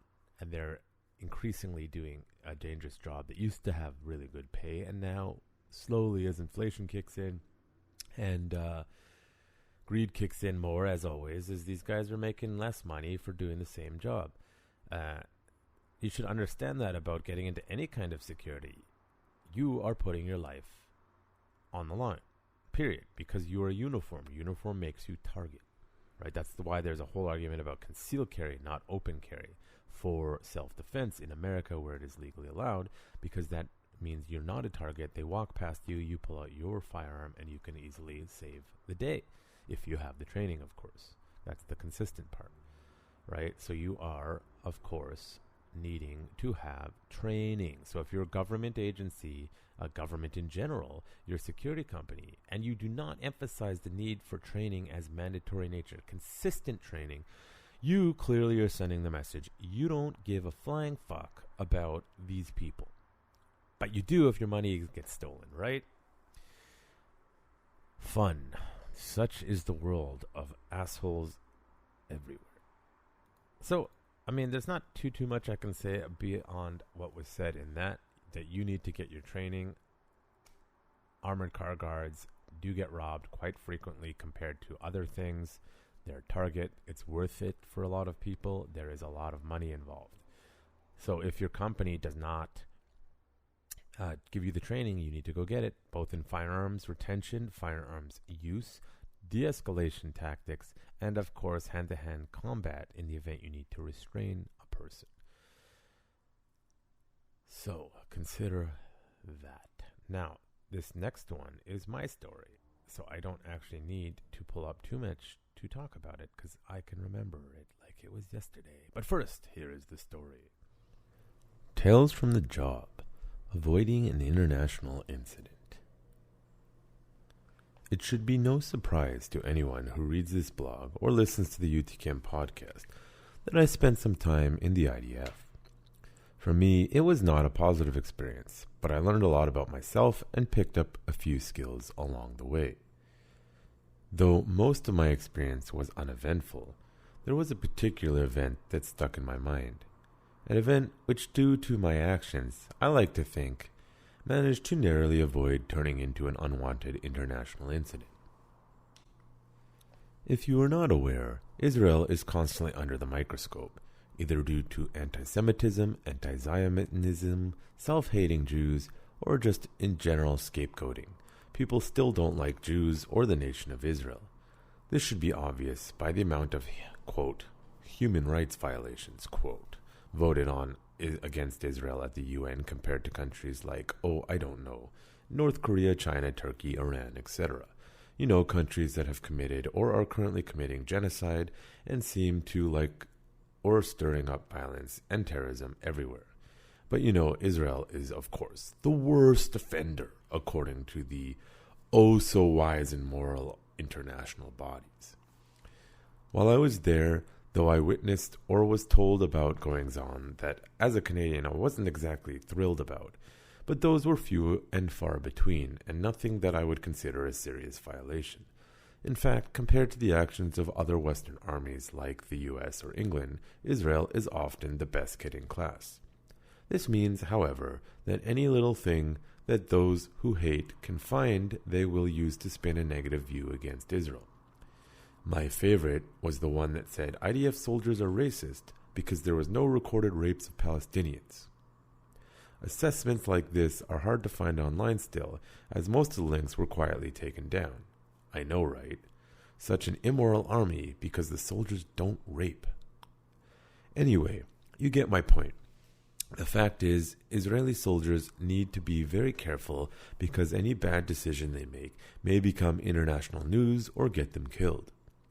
Add on to that the stress, the burden of no sleep, and the insane management skills of the Israelis, and it makes for a fun time indeed. So without further ado, I would like to share one of my favorite stories in which I am fairly certain I avoided an international incident. It was around Nakba Day, or the Great Catastrophe, as the Palestinians put it. You can think what you want, but it's a day every year where Palestinians gather to protest, usually peacefully for the most part, against the Jewish villages or IDF bases near to their town or village. In this story, I was stationed on a mountaintop next to a Jewish settlement next to Nablus, one of the 3 major Palestinian cities. The city itself was basically a no-go zone, and we never much ventured into it both for safety and jurisdictional reasons. Our main concern was the 3 or 4 smaller Arab villages surrounding us. Usually there were more of an annoyance, with kids and teens coming out to harass us on the weekly. It wasn't risky for them since we usually just told them to go away, as up until this point we didn't have much in the way of riot or crowd control gear, despite the fact most of what we did was police work or crowd control. Go figure. But on this day, as expected, things would be a bit more interesting. I was on the quick response team, which constituted myself and 4 or 5 other soldiers, my sergeant, and a newer second lieutenant. None of us had seen any major wars or serious combat action. We were called out as a group mob of 100 plus was quickly encroaching on our position. It happened to be a weekend, which at this time meant fewer soldiers on base than normal, and any form of backup or assistance would probably be 5 or 10 minutes away. All we had was ourselves, our vests, and our tavors. At first, we figured this would be like any other day. We yell at them to go away, they come to a certain point, they stop, they scream at us. Sometimes these protests, usually not this big, included foreign individuals who seem European also screaming at us. Who knows why, misguided souls perhaps. In this particular case, the mob was expressing a particular type of hate and anger, as they were not armed with just words, but slings as well. Have you ever heard of the story of David versus Goliath? Slings, with rocks and some training, can in fact kill. There is often a belief that because IDF soldiers have guns and Palestinians have rocks, it's not a fair fight. except in my experience, IDF soldiers outside of war or live fire incident are usually very, very, very reluctant to shoot at anyone, though it does happen. This comparison, while true, ignores the fact that both the gun and the rock can be deadly. In fact, if I recall correctly, a few weeks earlier, a soldier had been hit in the face with a rock from a sling and was still in intensive care as a result. A deadly tool is a deadly tool, whether it's rock or a gun. And believe me, when rocks start flying past us at speeds that would have been enough to put us in the hospital or worse, the fear was at a significantly higher level as compared to our normal, silly cat and mouse games. I was certainly scared, as we only had our guns and were greatly outnumbered. I imagine it was the same for all of us, including our commanders. At this point, we were standing in a line across the hillside, probably 10 meters apart from each other to form a loose line. The radio was abuzz in Hebrew, much of which I still found difficult to understand. Our lieutenant, who was out of sight, had told our sergeant to fire in the air as per standard policy. Shooting the air was an indication that we were serious and to back off. I'd never even heard of this order being given directly. For the record, assuming there was time, the proper protocol as we were taught was to scream in Hebrew or Arabic, back off or we'll shoot, rack the gun multiple times, shoot in the air, then, and only if our lives are immediately threatened, shoot at the target. This, of course, is contrary to global popular beliefs of IDF protocol, which is usually something in the realm of aggressive fantasy. More rocks fly by. As we couldn't hear the command properly, I asked my commander what he said. The commander replied, he said I should shoot in the air. I said something to the effect, just you, sir, I think it wise if we all did it. Though at this point, some panicked, incoherent statement. Luckily he spoke English. He hesitantly agreed. We all fired multiple shots in the air. With no earplugs or hearing protection, might I add. Ow, my earballs. It worked. The mob decided not to press further and to stay where they were. Eventually, more individuals arrived and both sides just stood their ground. The lieutenant was annoyed that we had all fired in the air, as his order was only for my sergeant to do so. I thought, what a douche. He was the senior in command, so he could have simply done it himself. But I guess that shows a lack of experience. Luckily, it's the IDF, and nothing immoral or unreasonable was done, so no harm, no foul. After this encounter, I was understandably quite pissed off and scheduled a meeting with her company captain. At this time, it was a large, muscular individual whom I recall being half Russian or something, and whom had previously served in the famous Duvdevan unit, known for undercover urban anti-terrorism. I railed at him in broken Hebrew, in my typical fashion, about why the hell didn't we have any riot control gear, tear gas, or riot shields, and how as this whole thing could have gone sideways fast and turned into an international disaster. I don't know if he was amused or annoyed. It was hard to tell, as my Hebrew was crap, and my emotional state was never great during this period. I like to think it was because of me that things changed, as I would be shocked if anyone else complained.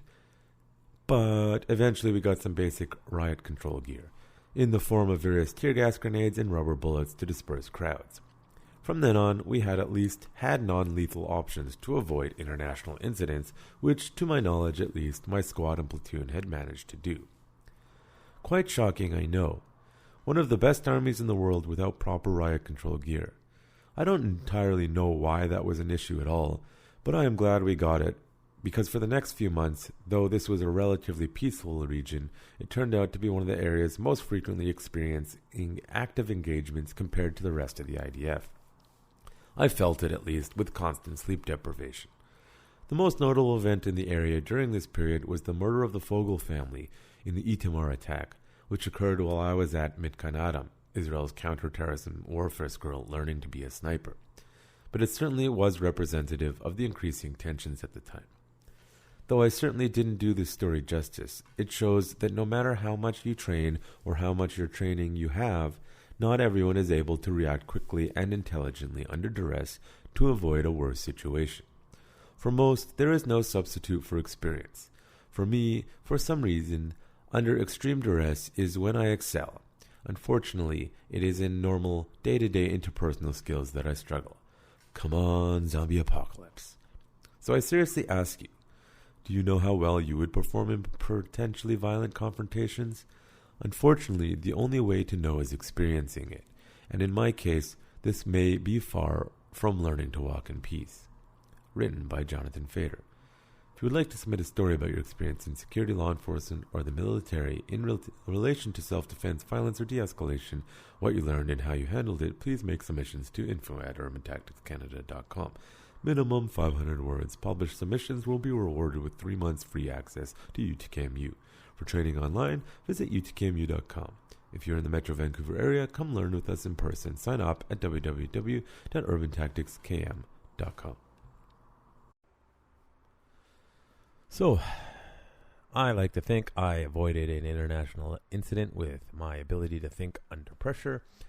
I was probably the older person there at that time. And it gives you a little bit of insight into the whole Israel situation. Yes, there are soldiers that are shitbags. I saw some, not many, but some. Most Israeli soldiers don't really want to be there. They have to be there. And some that do usually saw their friend getting blown up when they were young, and they have PTSD related to it and hatred. So you need to have that in context. But from what I can saw for the most part, people didn't really want to be there. Nobody was eager to shoot anyone. It was not, well, not nobody. 99% of people were not eager. We didn't want to. In this case, we had to discharge our firearms, and it was warranted because it was getting very dicey. It's the only time in the military I felt fear as far as a situation that we were involved in, because despite the fact we were constantly dealing with a silly cat and mouse game, every Saturday the Palestinian kids would come out. We'd get called just to go watch. We watch. They do their thing. As they get closer and closer, we're like, okay, now we need to go a little closer. Most of the time, we never discharged our firearms because it wasn't warranted. Usually, we would just stand there and they would go away. They'd yell, they'd scream, they'd shout. I guess they have no other form of entertainment. We would just stand there. After this incident, however, which clearly showed we needed riot control gear. Now, if you go into the actual article, you can see the image on the left is me with a Tavor TAR-21. That's the one you can't see. And then an M16 variant with an attachment that allows us to shoot these bouncy gas grenades. So we got those later on. Later, we also got hand-thrown gas grenades, stun grenades, which are basically useless in the field. Just saying. And beanbag and rubber bullets if we needed them. Which only ended up getting used once in a while when there was sufficient enough numbers and we were concerned that it was getting too close. But here's the thing with those. Good luck aiming. They are not exactly aerodynamic, and you try your best to hit them in a safe spot. It's not always possible. So when you are judging riot control people, while there is certainly the mob mentality, fear, and group us versus them kicking in, a lot of the tools used for riot control are not exactly precision and are prone to not hitting the target, which is why every once in a while you hear stories about someone getting hit in the head and hospitalized with a beanbag bullet, or it's not really a bullet, beanbag projectile or rubber projectile, because they can't aim reasonably. They're not aerodynamic. Yes, I am sure there are cases where people are aiming right for their face. Don't do that. They're not meant for that. They're meant for the body or below. But beyond a certain range, it's very difficult to actually accurately shoot. Now, back to the actual incident, is that it was do or die, literally. If we didn't do anything, they were going to rush us. And they had slings. Now, a common argument, which is both correct and incorrect, that is made to defend Palestinians is, oh, they just have rocks. You guys have guns. Again, in a day-to-day situation, unless there's a knife or a gun present of the assailant or individual, everyone is exceptionally reluctant. Like, I mean really reluctant to actually shoot someone. Despite what you may have heard, despite what you think, the IDF is very reluctant to use lethal force. They don't want to on a day-to-day basis. Outside of established combat zones, I mean, like we're shooting at each other. Outside of if someone has a knife or gun pulled on a soldier, you're going to get shot. Sorry, that's self-defense. End of story, period. So fuck you if you think otherwise. And I mean that with all malice. If someone pulls a gun and a knife on a uniformed soldier, it's with an intent to kill, they're going to get shot. But other than that, again, there was what I saw extreme resistance to actually use lethal force. So this time, there was 100 or so, or more, maybe even 200-300. I didn't get exact count because I'm panicking. And we had to shoot in the air. And if we didn't shoot in the air and they decided to charge with those slings, we were going to get hurt because they were close enough that the rocks from the slings were flying past our heads. Now, they were not close enough that they were capable of accuracy, but they were potentially going to hit us if we didn't duck out of the way. So, the lieutenant who was down the way a bit, just outside of my sight, because we were kind of on a hillside, told my sergeant, hey, you need to shoot in the air, which I think is cowardly. He's the commander at that point. He should have done it himself. So he told my sergeant, you need to shoot in the air. Okay, and I said, huh? And I said, okay, we need to, again, I'm from memory, but I know vaguely. I told the guys after we'd already spread down, I said to spread down to create cover, more area. I'm just a soldier with shitty-ass Hebrew. Luckily, my squad and the individuals in the photo all spoke English, so that made it easy for me, especially under duress. But I said, fuck that. We're all shooting, because it was, I believe, my lieutenant far right, just out of my sight, then my sergeant, then me, then the other individuals. There was probably 5 or 6 of us all the way down a huge hillside.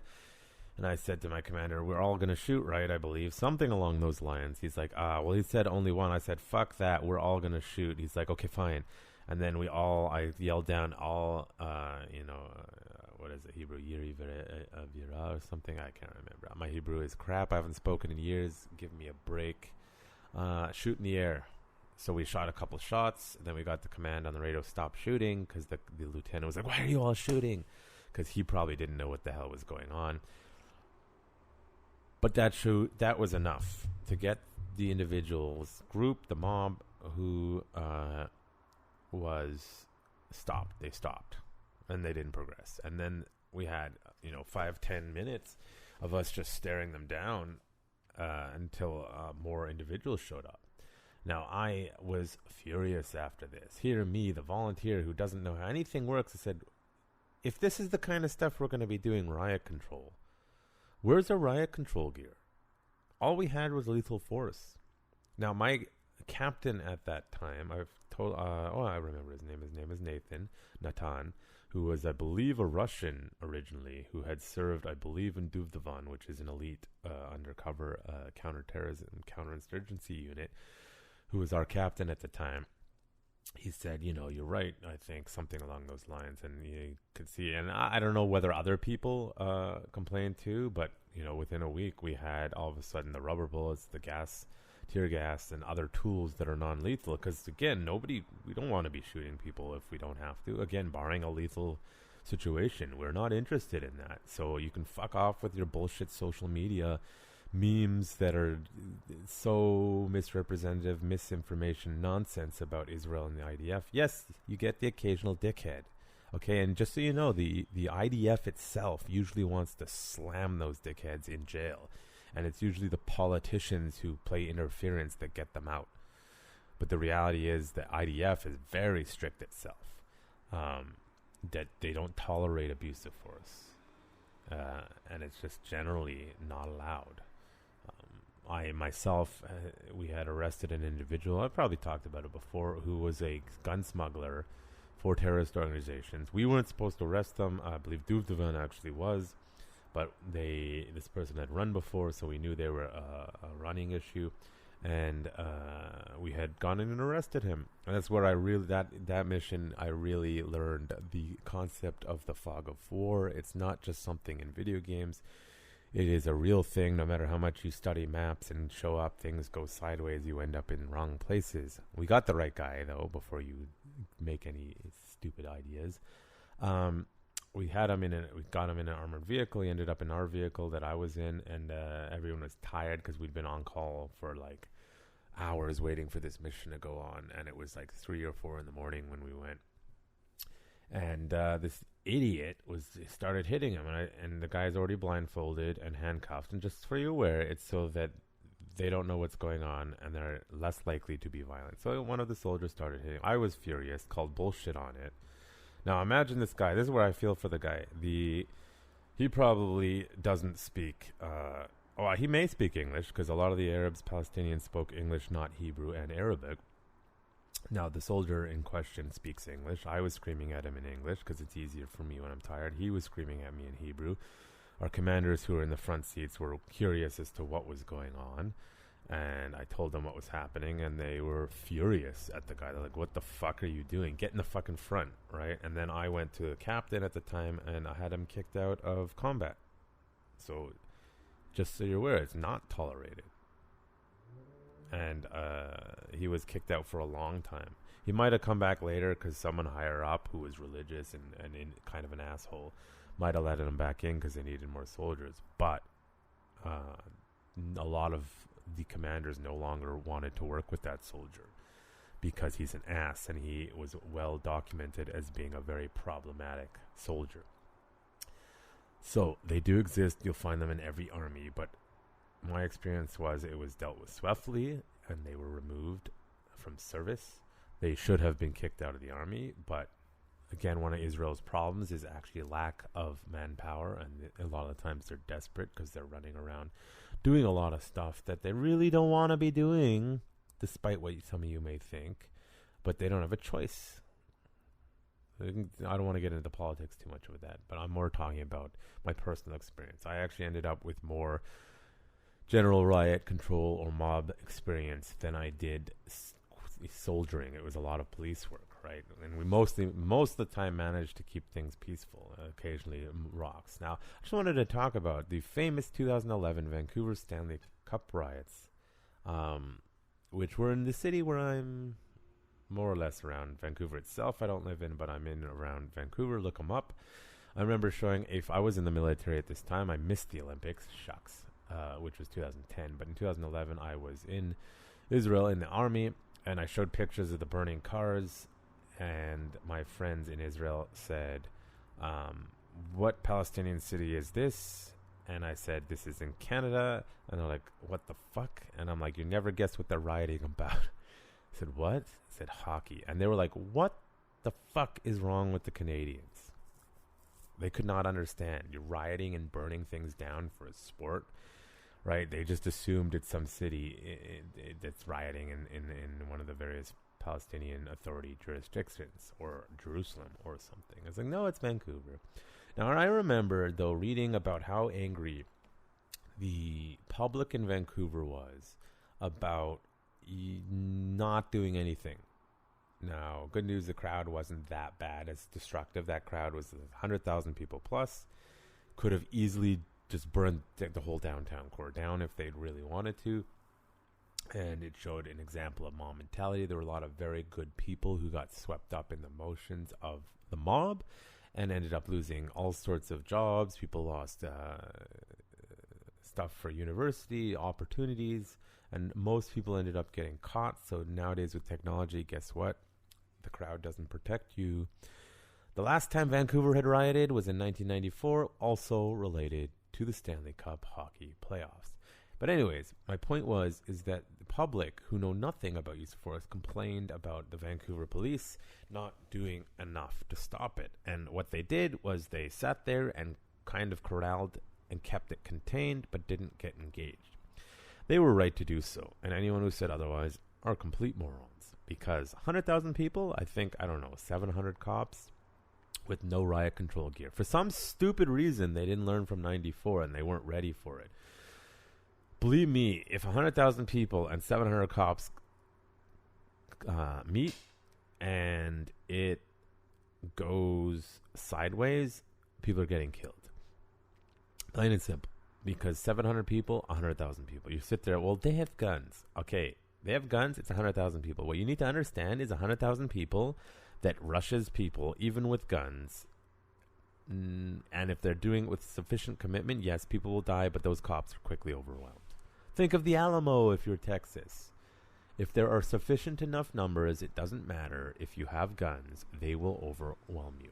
And that would have been a nightmare for all parties over exist. Now, it is Canada, so I'm not sure it would have resulted in that kind of potential, but I can tell you the fear that a police officer is experiencing if there's that many people and you don't have riot control gear, because you're thinking, am I going to have to shoot someone?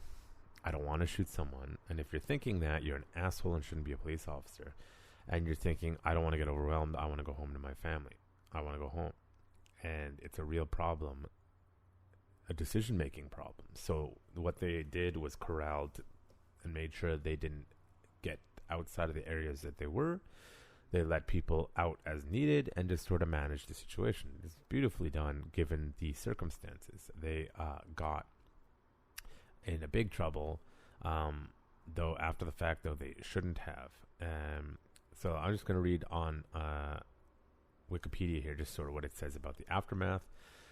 In the immediate aftermath, Vancouver Mayor Gregor Robinson initially attributed the situation to a, quote, a small group of troublemakers. They always say that. It's a small group of troublemakers. Well, it's called mob mentality, dickheads. It spirals real fast. It only takes a couple people. Anyways, Vancouver Police Department Jim Chu, he was very good, said that instigators appeared to be some of the same individuals involved in protests in the opening days of 2010. See, a small group of dickheads can rile up a large group of people. And as I said, a lot of people got riled up that normally are totally fine people. It's mob mentality. You need to be aware of it so that you don't get swept up by it. Anyways, and that they came equipped with eye protection, gasoline, and other tools. He called them criminals and anarchists. They probably are, for sure, who disguise themselves as fans. The idea that anarchists, basically they used the, hey, 94 riot happened, we can probably do that again. The idea that the anarchists were involved in the violence was rejected by UBC political scientist Professor Glenn Clouthard and others. Vancouver Sun article. It gets tagged as anarchist activity is just more assumption of bias has been around for a long time. Not necessarily true. It could be a bit of both, to be honest. Anyways, anarchists are a conventional scapegoat before the police deflect responsibility for what happened. So you got the people who don't like police, in this case an academic, and the police. And just so you know, it is a tactic that some police groups, not that I'm aware of in Canada, but never say never, where they plant people to get. That's not the case here, though. Forgot there's a name for those plants and crowds to rile up the crowd, because the thing is that mob mentality is a massive thing. Now, the question is, though, if there was gasoline, where'd they get it from so quick, right, in the mob? So that would indicate that there were anarchists or those looking to do it. But again, there's a lot of normal people who ended up doing damage. Again, one critic indicated the authorities had made several mistakes in the planning. That is true, because if there was a riot in 94, why were you not equipped for riot gear in 2010? So that part is true. That was probably a political move less than a policing move, but politicians never want to take responsibility. Cleanup after the riot, thousands of volunteers organized via texting, social media. Yeah, actually they did a pretty good job cleaning up. Criminal prosecution. So just so you know, you are not protected in a crowd anymore. So don't use anonymity to think you can hide away, because as many as 70 officers from 8 different police agencies formed integrated riot investigation team tasked with sifting through hundreds of thousands of hours of videos.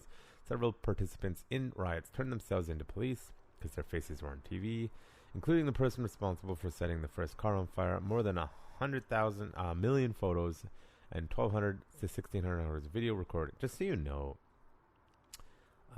this riot in particular led to technology that is now used globally, where they can track you throughout the riot using all the data that they have. So again, you are not protected through anonymity in a riot. That is why a lot of laws say no face coverings in public, because that will protect you. Ironically, they were demanding we wear it for COVID, which was completely unnecessary. Won't get into that, but well, not completely unnecessary, mostly unnecessary given what we know now, and they kind of knew then. But anyways, that's off topic. Hilarious that it does create protection from those wishing to do harm, which you saw in Antifa riots all throughout the West Coast and through several other BLM related things. Yes, they're real. Yes, they're terrorist organization. They're listed as a terrorist organization because there are a bunch of terrorists. Antifa actually are anarchists, so stop pretending they're not that. You're an asshole not having an honest conversation if you do not deny it. Of course, from that riot, there was a famous photo of the couple kissing on the ground. I actually saw a follow-up 10 years later. Anyways, so riots are difficult to control, especially with limited people. I can speak, but they can be de-escalated if you use appropriate situations. Now, I can say that shooting in the air would not have been appropriate for the Vancouver riots because of the buildings downtown. It would have been a very tricky situation. So I think they did a really good job, considering they were probably thrown under the bus by the politicians who ultimately decide on the funding for the specific kind of events. Blame the politicians, not the police. It's usually the politicians' faults. Just saying. So I hope that gives you a little bit of insight into one of the more harrowing experiences I had in the IDF, and also riots and mob mentality. They are terrifying. This is why I advise my students and myself, don't stay if you think it's about to get violent and there are large groups. I personally avoid protests, even if I support them, because I despise large groups, just personally, and I know what can happen. And I don't want to be there, so that's my personal thing. I do support peaceful protesting 100%. I don't feel comfortable in crowds like that because of my personal experiences. And if I don't have tools I'm legally allowed to use, I don't want to be there. However, if you feel comfortable going to legal, peaceful protests, by all means, despite what our governments keep saying, a bunch of authoritarian assholes to think that you should not be able to protest peacefully no matter the reason. There was cases in Canada, though, where peaceful protests were instigated by police. The G8 summits, way back in the day, there was this history of that. It was looked into. The police were definitely in the wrong in that case. Again, in the Vancouver riot, it was politicians' fault. Sorry. Fuck you. Stop blaming the police for everything. Okay, so last one, I just thought I would throw it in here because it's a nice way to close this up, is from Ted. So one may walk in peace. So one may walk in peace. So one may walk in peace, the wise words of Imi Steor, highlighted in the UTKM student guide and White Belt workbook. To me, it certainly has a compelling draw. Not only as a journey, but as a destination. I'm a lifelong learner who has exhausted many of the usual avenues in trying to keep balance in my life and to feel at ease. Over time, I noticed that all my endeavors to achieve this sense of stability lacked a universal application, resulting in the need to move on to the next thing. I was successful and restless at the same time, and I was starting to feel like the clock was running out on finding a means for me to balance all of life's ups and downs. After almost a year of poking around the UTKM website, I attended my first Krav Maga session on March 19th, 2019. Not quite sure what to expect or how I would respond. So who the hell am I anyway? Well, basically, I'm a middle-aged dad with two intrepid grommets, active kids who can't drive, a dynamic wife, and I love to ski and kite surf. Believe it or not, I'm on my 40th season of riding sticks in the snow, and my old man knees reveal themselves whenever we do side lunges during warm-ups. I'm on my third career as a teamster in the film industry, and I keep my life simple by being active, hanging out with my wife and kids, and doing some of the skiing stuff in the backcountry mountains. This sounds easy, but I have a complication that throws the ideal state into flux. My soul seems to have a tendency to either drive or attack itself. This unsteady state has been the fire under many of my successes, but also the root cause of many of my unnecessary life problems that I have brought to bear on myself and my family. I am relatively easygoing and hardworking, but I also have a deep-seated temper. With all this over-the-map mix, it feels like my soul has either an itch that needs to be scratching or a scar that needs healing. Perhaps both. My upbringing was pretty solid, with lots of opportunity for success, so I'm not claiming a woe is me scenario. I have no idea how this internal state came about, but I do know that when I am not in training scenario that involves a routine and pushing limits, I get restless, frustrated, and worst of all, angry. In my personal experience, the expression of rage are not about being mad at something, but more about losing control to gain control. It's fleeting, fragile, and ineffective, as the fallout tends to be greater than the gains. In the past, I controlled this uneasiness through competitive endurance sports, but the feeling of peace and stability started to decline when I could not complete the required 20 to 30 hours of training time per week.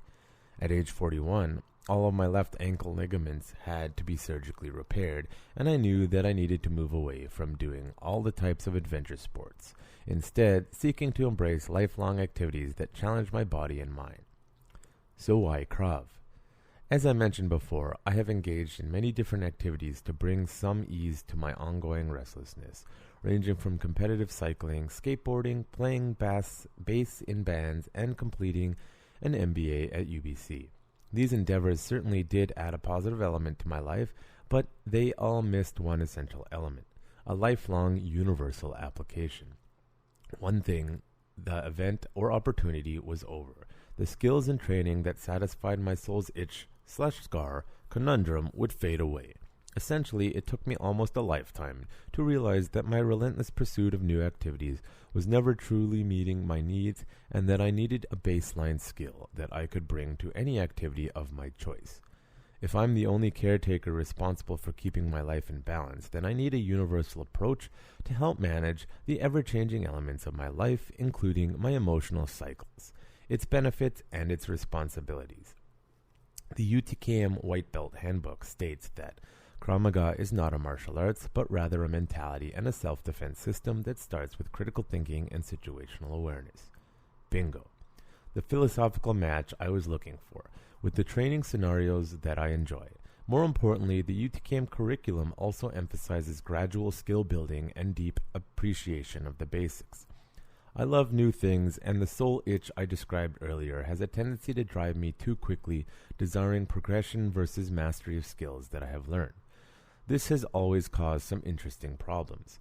For example, my ankle injury was due to the fact that I tried to land on a skateboard trick in my 40s that I couldn't even pull off in my 20s. Oops.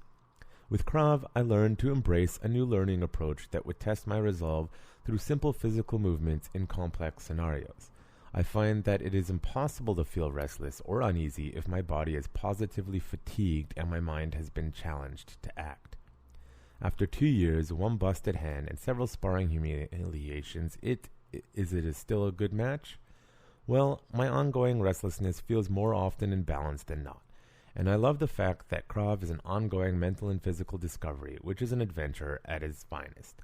After a long week at work, I enjoy the challenge of requiring myself to be 100% present for several hours. My daughter and I spend the drive home laughing about our various sparring mishaps, but also talked about the things we learn. It's a shared experience that I would never trade for anything, and one I hope to bring my son along. He's training BJJ at Budo Mixed Martial Arts. Still not convinced by my post? Well, today I had my commercial driver's license medical exam to renew my Class 1 license, and the physician was a little disbelief over my low heart rate and ideal blood pressure despite an average 85-hour work week. The physician joked that I did not look like a typical truck driver and that I seemed very relaxed and engaged for a Sunday morning. I left that appointment with a feeling of pride, knowing that with all this training, lifelong learning, and exposure that UTKM brings to us students, we really do get the opportunity to walk in peace. Written by Ted E., UTKM Yellow Belt. For training online, visit UTKMU.com. If you're in the Metro Vancouver area, come learn with us in person. Sign up at www.urbantacticskm.com. Okay. So Ted is a middle-aged student who found Krav Maga, and it has made him better able to balance himself and walk in peace. And he also brings his family. His daughter comes to Krav. His son goes to BJJ, and they learn martial arts together. And it's a wonderful family experience. So, walk in peace. Bring your family to Krav Maga. Use Ted's experience, the importance of family martial arts training where it is possible. Also, it helps you as a parent help your children learn because you know what they're doing and you can support them and you can train together, and you as a parent can know that your children know how to protect themselves properly and they're not solely reliant on you. That way you don't create stupid shithead millennial woke people who blame everything for everything and then can't take care of themselves. Hilarious, right? So Ted is doing an amazing job as a parent, and he has told me he's a lifelong UTKMer, and he was a big support during the lockdown, so thank you. And to all the other students who supported the school so we didn't go bust, thank you all. But understand that martial arts of any kind is a family endeavor, not just sending your children to learn discipline that you refuse to teach them. That's your fault as a parent, and not just getting rid of your kids for a few hours. Again, failure as a parent, but so that you can help your kids learn life skills that they will have for life that will help protect them, because you can't always be there to protect them. And if you are, you're a helicopter parent and you're doing a shitty job as a parent. And before you jump down my throat saying you don't have kids yet, which I will eventually, there's a lot of information on how to be a good parent, but most people, emotions get in the way of that. Rightfully so. There's a lot of reasonable data on how good parenting works, and I'll find out for myself when I have kids, of course. So be patient if you hate me for saying you're being shitty parents, because we'll see how I do. But know that Krav Maga and self-defense is learning to walk in peace, knowing you have the confidence to protect yourself, whether it be on the bus, whether it be on the job, in the military, or armored guard. So you learn to walk in peace mentally, spiritually, and otherwise, although I don't really teach the spiritual per se, but I encourage people to find their paths. So I think that's good for this one. Nothing too crazy. Again, I would love to do more tales from. So if you have a personal story, whether you're a police officer, you're a military, you're security, you're a civilian, that you want to share your experience about self-defense, about an uncomfortable situation, whether you did well or poorly, because other people can learn from your mistakes, and you want to put yourself out there, I would love to accept the submissions, 500 words or more. Again, if it's very sensitive to you, we can publish it without your name. That is fine, but I would love for people to tell their stories. Now, I want you to be honest and truthful about these stories, because if I end up publishing something that you bullshitted me, I'll be quite pissed. Honesty will save the world to a degree. Don't be a total dickhead. But the more honest we are with ourselves, the more honest we are within people in general, the better the world will be, even though it's uncomfortable emotionally. So if you have stories related to self-defense, either for or against, good or bad, whatever, although there's no against self-defense, you just learn to be defensive in nature. Someone's phone is going off in the background if you can hear it. I would love to get your submissions, 500 words or more. Again, please try to make them coherent. You can send submissions to info@urbantacticscanada.com. Subject line, what is it called? Tales from, for the blog, or whatever you want to say.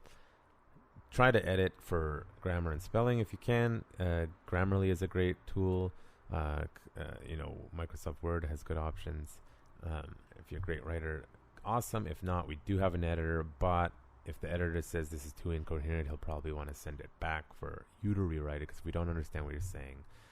It's hard to follow. So, and you can Google and YouTube writing tips. But please send your submissions to us so that I can have these kinds of things more often, because when it comes to self-defense situations or unwanted situations or uncomfortable situations, you are not alone. And one thing I will give to the woke leftist people is if we talk about it, it reminds people that this stuff does happen and we need to stop burying our heads in the sand. But stop being obnoxious about it, you woke assholes. There's ways to do things in a meaningful way, such as teach your kids self-defense or learn self-defense. Just saying. Anyways, I hope this podcast has given you some perspective and it has helped you to learn to walk in peace, as Imi and now Ted have said. Thank you for listening.